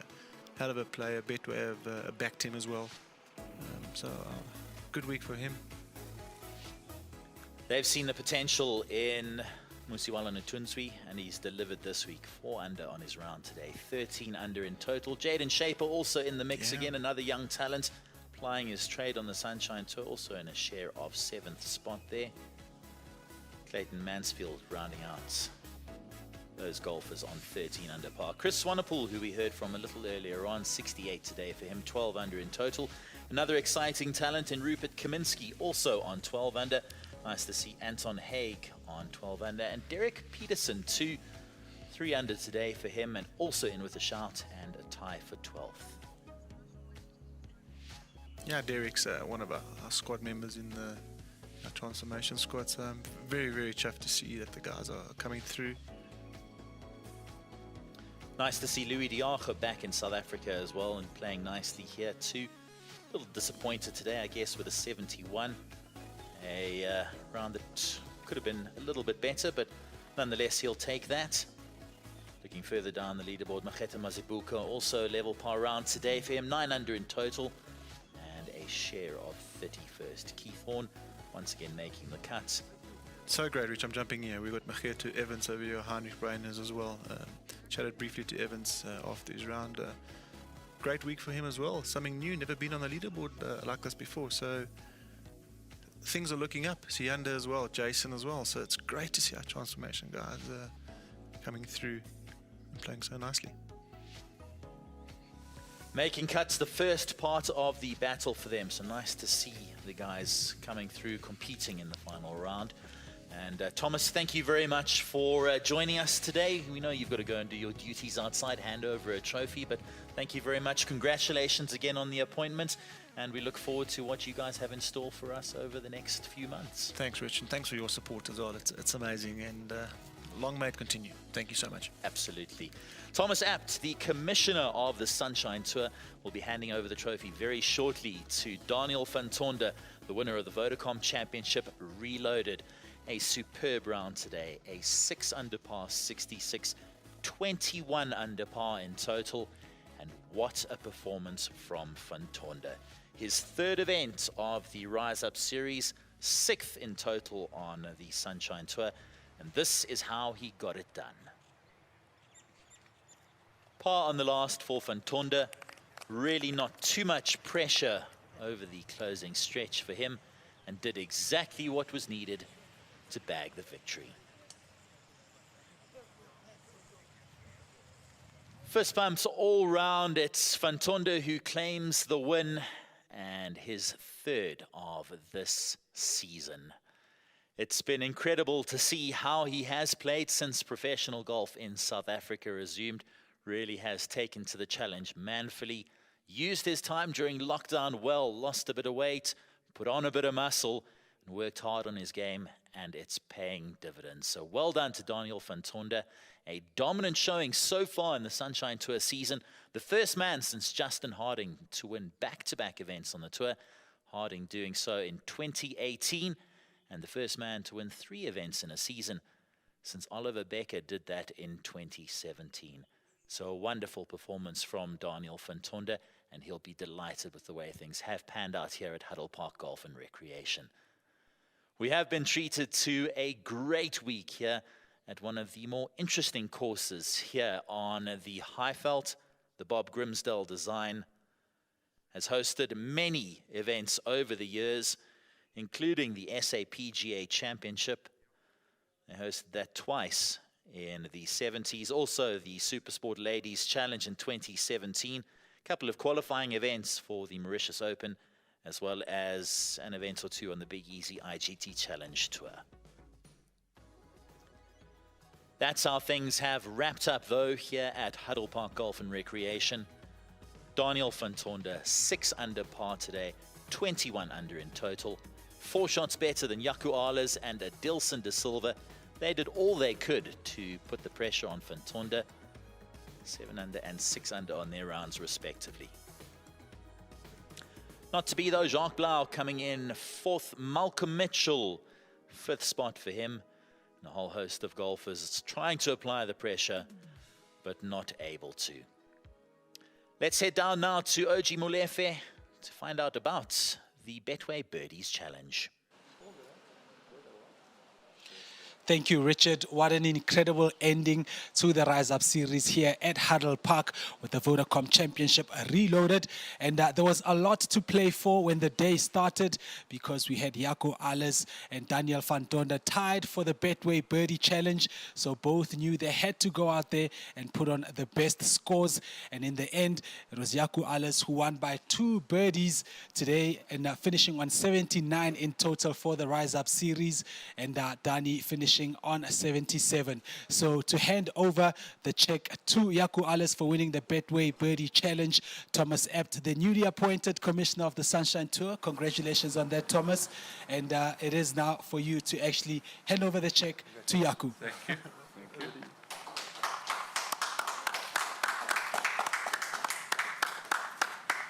Can't see my smile though. He is smiling behind that mask, you can't see, but extremely happy. Jaco playing very well, getting 8 birdies today to actually win the Betway Birdie Challenge by 79 birdies to 77. A great series for him that he's played and a well-deserved reward. And it's back to you, Richard. Nice to see Daniel van Tonder not winning everything, although we do like to see him in the mix. But Jaco Alles, a great performance throughout the Rise Up series, 79 birdies in total. It's been very impressive. Potentially a few too many bogeys that stopped him from bagging a trophy or two, but so impressive, and winning 25,000 Rand courtesy of Betway for the Birdie Challenge. Let's head back now to OG for the prize-giving presentation.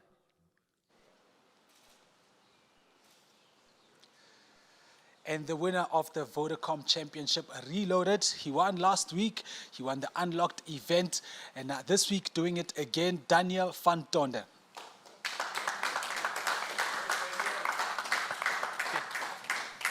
Joining me as well is Spongile from Vodacom for the presentation.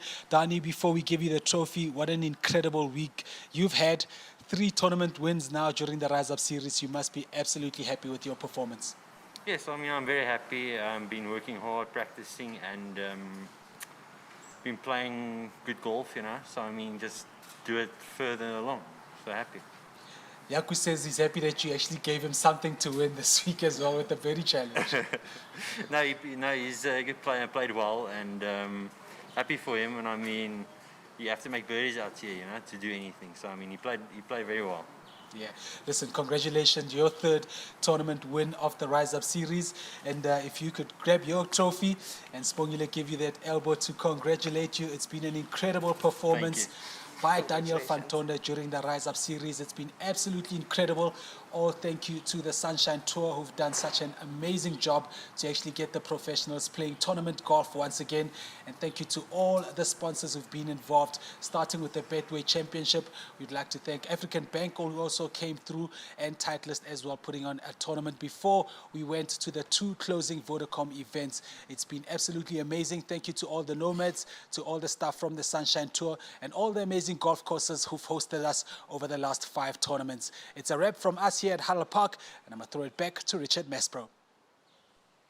And thank you, OG, as well. It's been good fun. The events that we've got to do together here at the Rise Up series really has been an absolute treat being a part of this. And thank you as well for joining us during our live streaming of these 5 events on the Sunshine Tours YouTube channel, Facebook page, and of course on DSTV now.